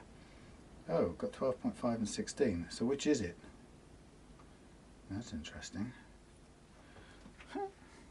Why have we got 16 written on there? It's, what is it? It's 12.5, not 16. It doesn't matter really, either which way. We'll use the 15 on this.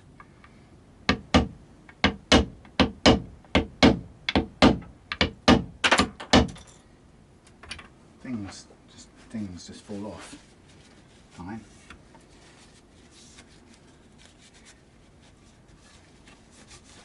So, having plenty of stuff around to wipe things clean. And again, looking at that, well, that's from my perspective anyway, that looks a pretty nice fit.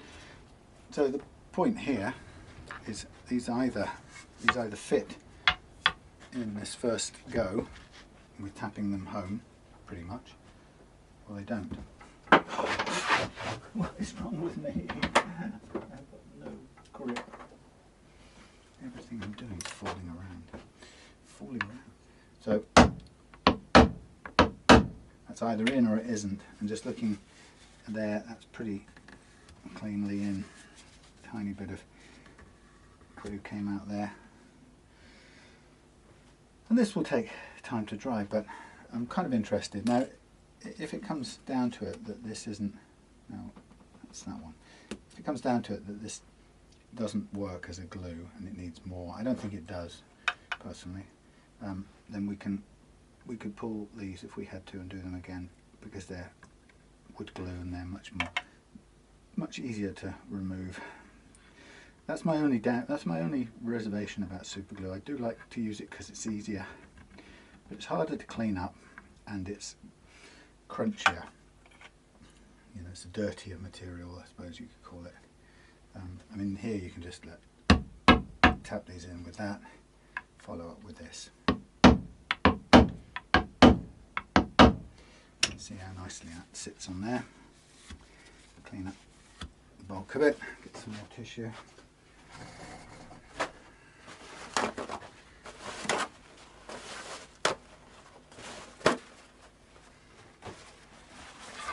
Oh, yay. This thing, I'm clutched fingered today. That caught on the sharp fret edge, can you believe it? So just the things that can go wrong if you're not careful. How a piece of tissue paper yanked the nice neck onto the floor. No thanks. It's not something you would sort of plan for, is it really? The tissue paper is dangerous. Thank you. So there's bits of glue on the end, and you can either take them off, worry about them and take them off now, or if you don't feel to, you can let the edge beveling block clear them up at the end, because it's only glue and it's fairly soft. So let's look at that. It's sitting nicely in, perfectly in line. A little extra tap just brings out the tiny bit more overflow of the glue. Clean it up. And now we're away. I mean, the seating of that, looking down here at a distance, it's pretty good. I think that was a fraction higher, if anything. Let's see if that helps. And that I guess is that would be my only consideration with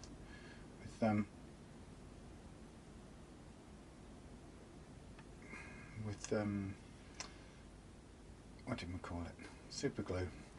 You can sometimes get a better bite at this stage here if you need something, if something has to hold down. I can't really see if that's moving at all.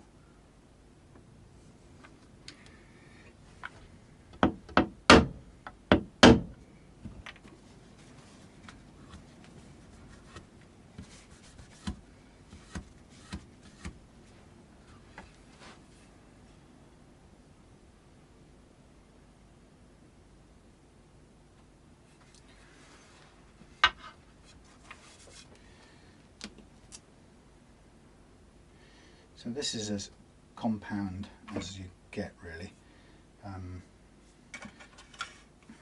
So, you know, it's not something you can do with a radius block. You can't do it with a fret call because they're a fixed radius anyway. So you're sort of left with options like this, which is to tap it in with what I have is a series of approximately radius. And I say approximately, I've done my best to make them accurate, but they can only be so accurate since they're made of wood and ground on a sanding block. So I'm using a combination of those plus the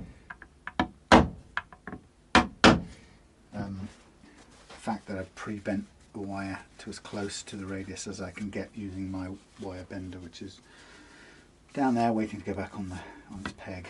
So it's a compromise of things.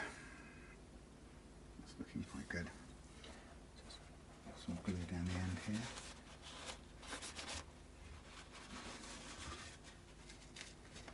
Difficult to clean up because obviously these fret ends are sharp at this point, and their tendency is to want to snag things, as you saw, and pull out. I know a lot of people who fret with wood glue use a clamp to hold things in place.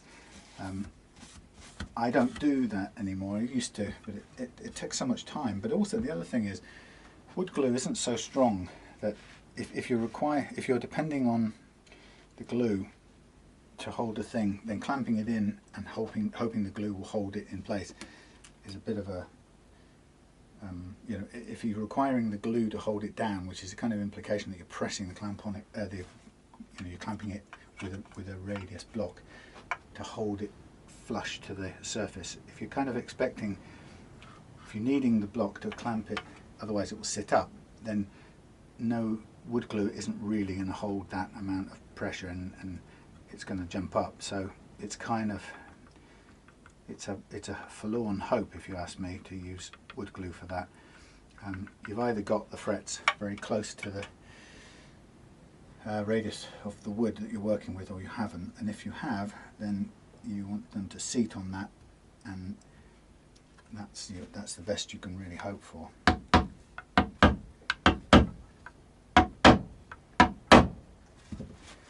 And you know, for example, if that isn't seated right, then you know, we've got something wrong in terms of either the tang is wrong, or there's obstruction in the slot.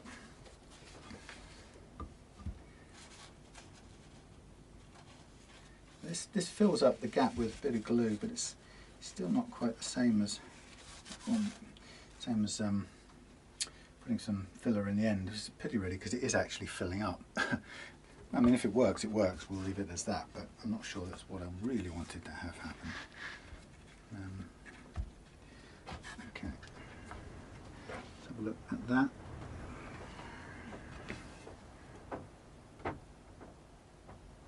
Yeah, not bad.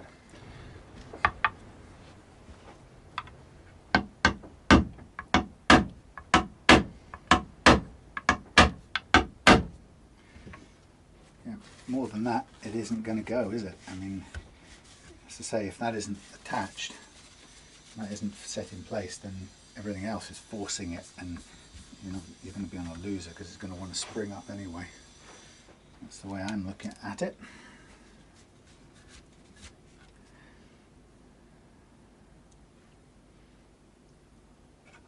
So we just keep moseying on down here, loading up the slot a little bit with glue and then letting it, or pushing it into the slot, because we want the glue down there where the tang where it can get to the bottom of the tang and the sides.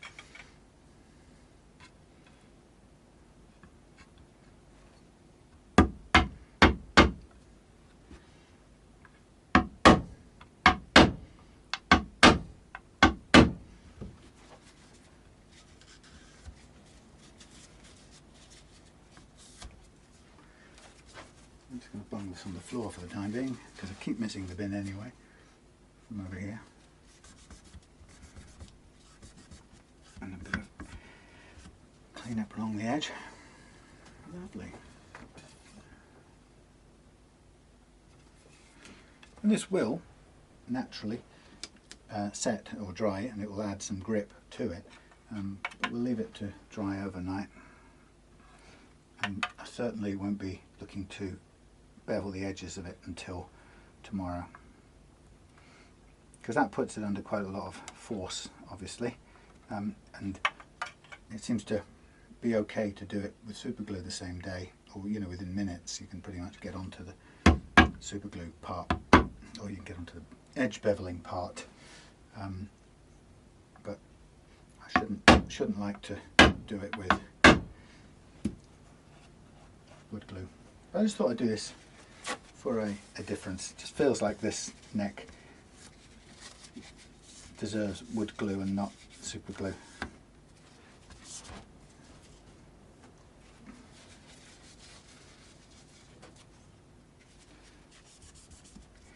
It said, talking absolute gobbledygook for no good reason.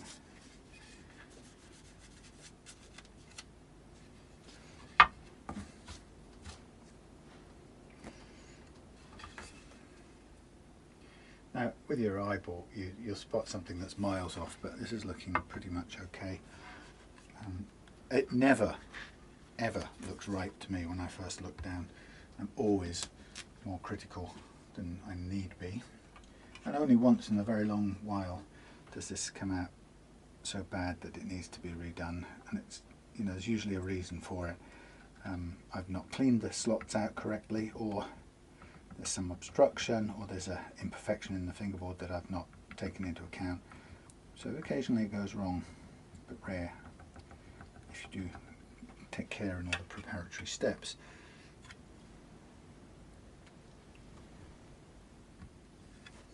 So in a minute I'm going to switch from the 15. Now the point about this 15-inch oak caul, or insert, or whatever you might call it, that I'm whacking it with at the moment, because it's narrow, I'm kind of using it across there, so it doesn't really matter. It could be 12-inch and I'm working away around the curve, but just to be precise, it's close to the radius that we are aiming at the moment. So if you were being technical and saying, right, take a cross section of this object, or the bit that you hit there, did you hit it with a 15-inch radius? Well, yep, pretty much I did. Is it actually 15 at that point, or something else?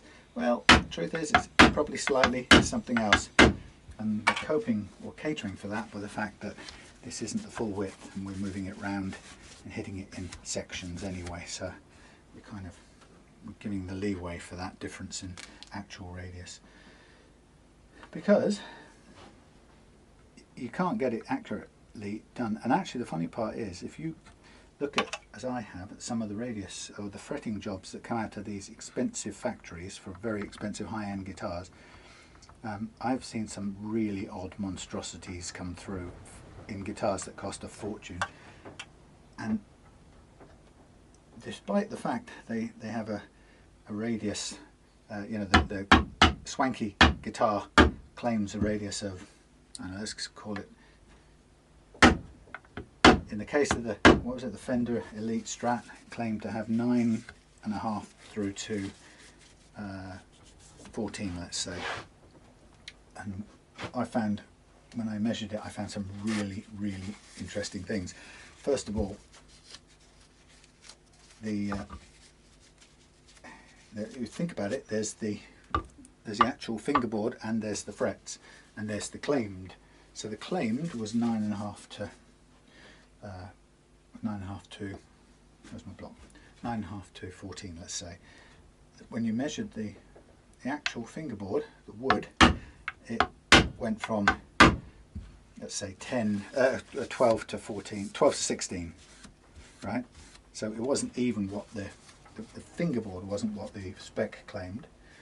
However, when you then measured the frets as a separate entity, right, treating them separately from the wood, the frets themselves went something like 12 to 14 or something. And in other words, all three things, the spec, the wood and the frets over it, were all out of sync with each other.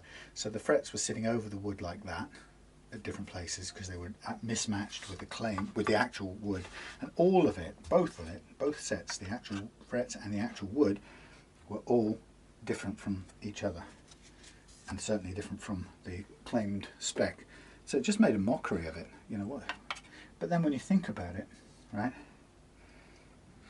unless you have a machine that's with a set of inserts that are right, put in, if you build a compound radius, right, they're easy enough. With a machine, a CNC, you can make that, right? It's not the world's most complex thing. However, then you think about laying frets on it. Now, how does that happen? Okay, well, you hammer them in, don't you, at the factory? You won't see the people at Fender or somewhere using, they won't be using a press, they'll be hammering them. But either which way, when they're hammering them, they've got to be using some sort of either hammer, and you just do it to whatever the wood says, or you might be using pressing them in with a hammer and an insert like this, which then sort of dictates. Oh, there's the other thing. There's what you hammer them in with, and of course, don't forget, there's what you bend the frets to. So what I found was that the frets were physically bent to a different radius than the spec, and a different radius than the wood, and so the whole lot was a pig's ear of different things interacting,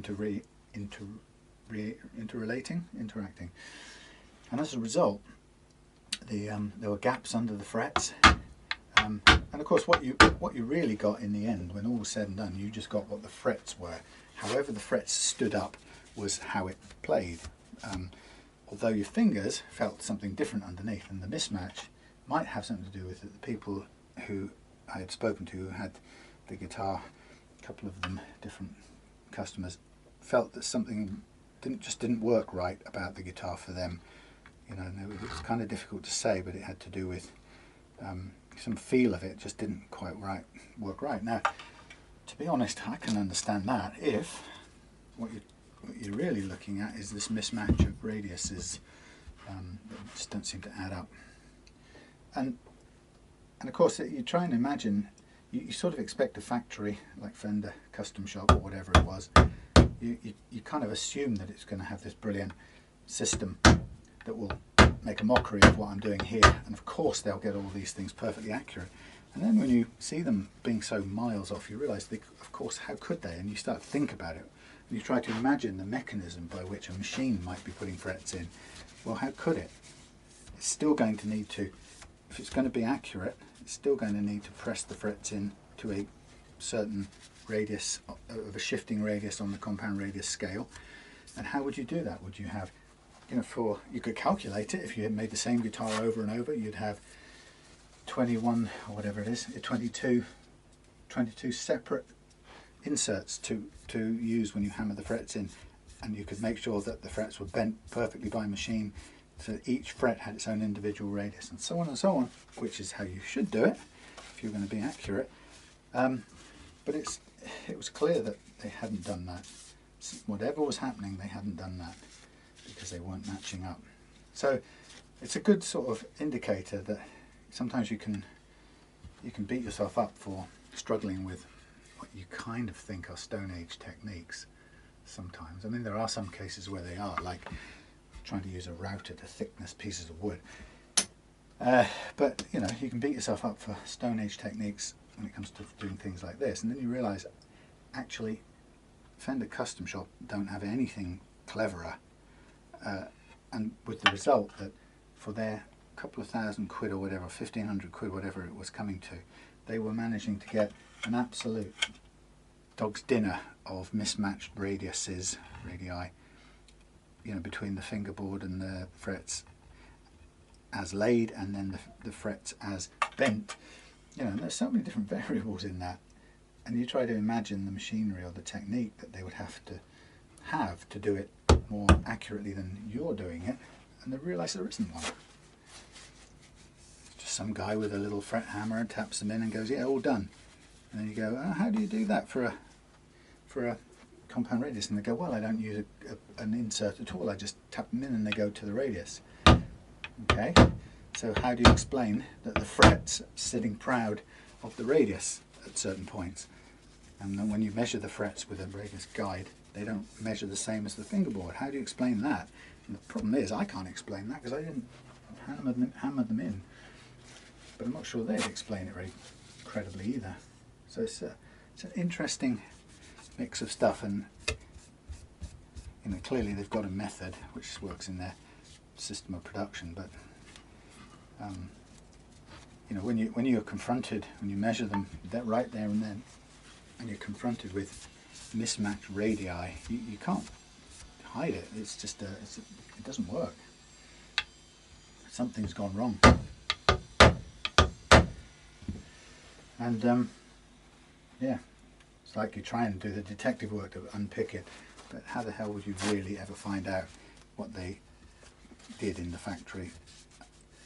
I mean, like I say, you could just use the hammer and tap them in which case they should go and fit to the underlying radius, unless, of course, the bent frets are massively out. Now, I have to say this, when they bend the frets, did they do what I do, which is to calibrate my bender, my fret bender, I calibrate it, and I make it bend a bunch of different radii, and I've got at least 5 in between radii that I bend for these frets. Now, of course, even that isn't accurate.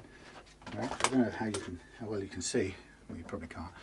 On the end of here, there's a red dot and there's a bunch of little gauges. Right? That's me calibrating to bend this wire to as many reasonably as possible radiuses to get this compound radius to work.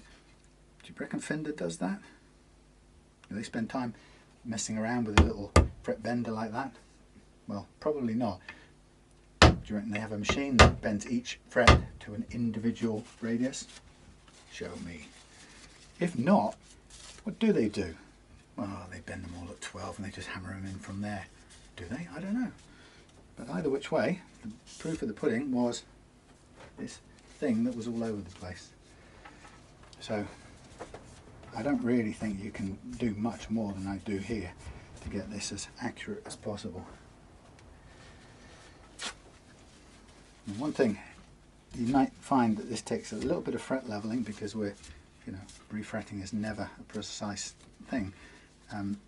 But I promise you, you won't stick a blade under here and go, wow, those are so far out of radius with this. How did that happen? These are going to be close.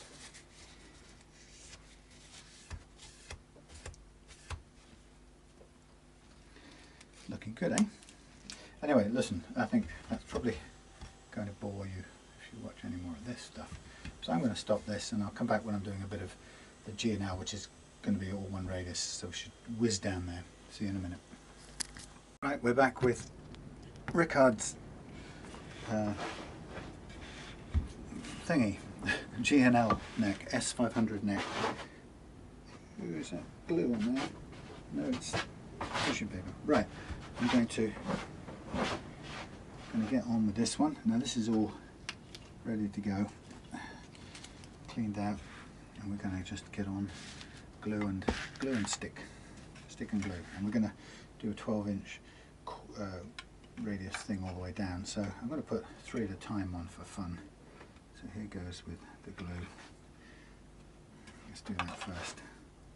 Yay. And this is great because we can, nice thing about this glue is we can get rid of it all quickly and clean up there and then on the spot. Don't need to be standing by with debonder solutions or any of that stuff. It's nice and easy cleanup. So I'll do 3 at a time as we go through. Just get the glue into the slots, and then don't mind how much is sticking out, we'll just line up and we'll go. Get the right end of it.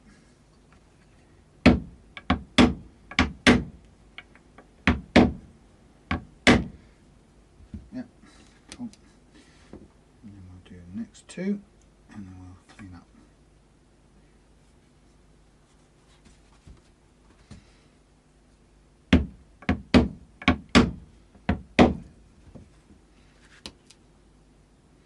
So it looks like a mess to begin with, but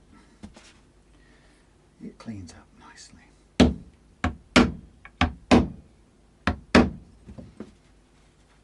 So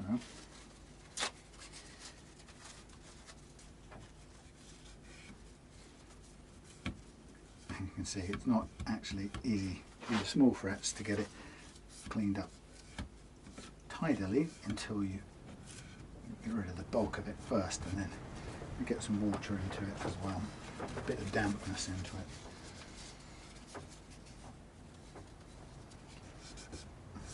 Which gives you the nice clean up bit. Also cleans it off the fret itself, but that isn't really a problem because the fret will get polished at the end anyway, so any glue residue that's on the top of the fret will come away very easily. Okay, and then we've got the edges to take care of a little bit. Again, don't worry too much about those. As long as they fill the little gaps, that's pretty cool. Tap it down one last time. A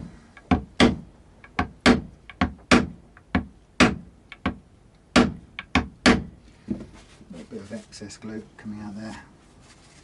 Might be the way. Really, that's just about it. And then any little bits left over at the end, we can always remove them with the blade. So the key thing is now, how do they look?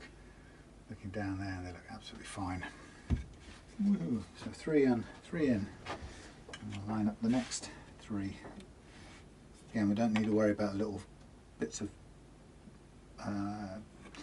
towel that get caught.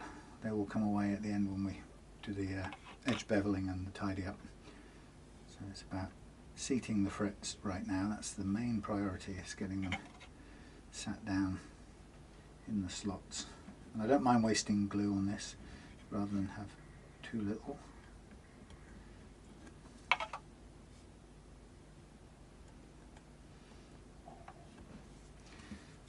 And we can sort of squish it everywhere if we have to. Get it in to the slots and encourage it to sink down in.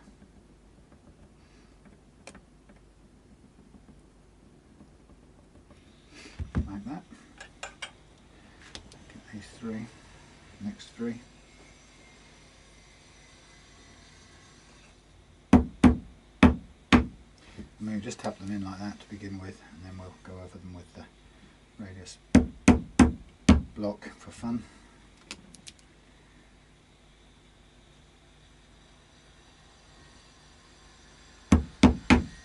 Okay.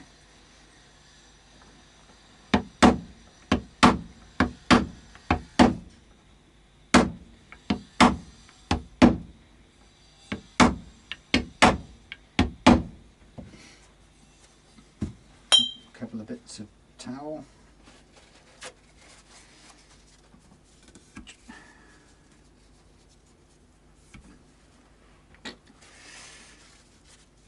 It does use up quite a bit of kitchen towel, but it's worth it. A bit of a damp one over the top.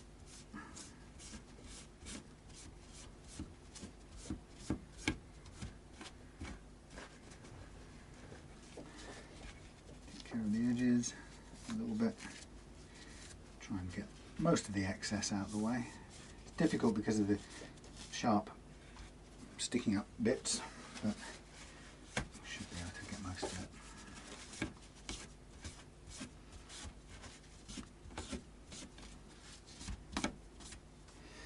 And then we give it another final tap.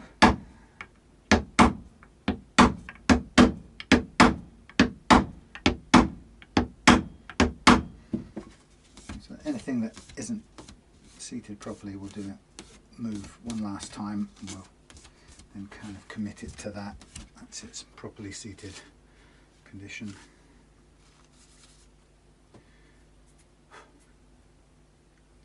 Fluffy. Looking down there in the light, looks good. And on we go. So I won't bore you with all of that, so I'm going to go back to listening to the radio, see you when this is done.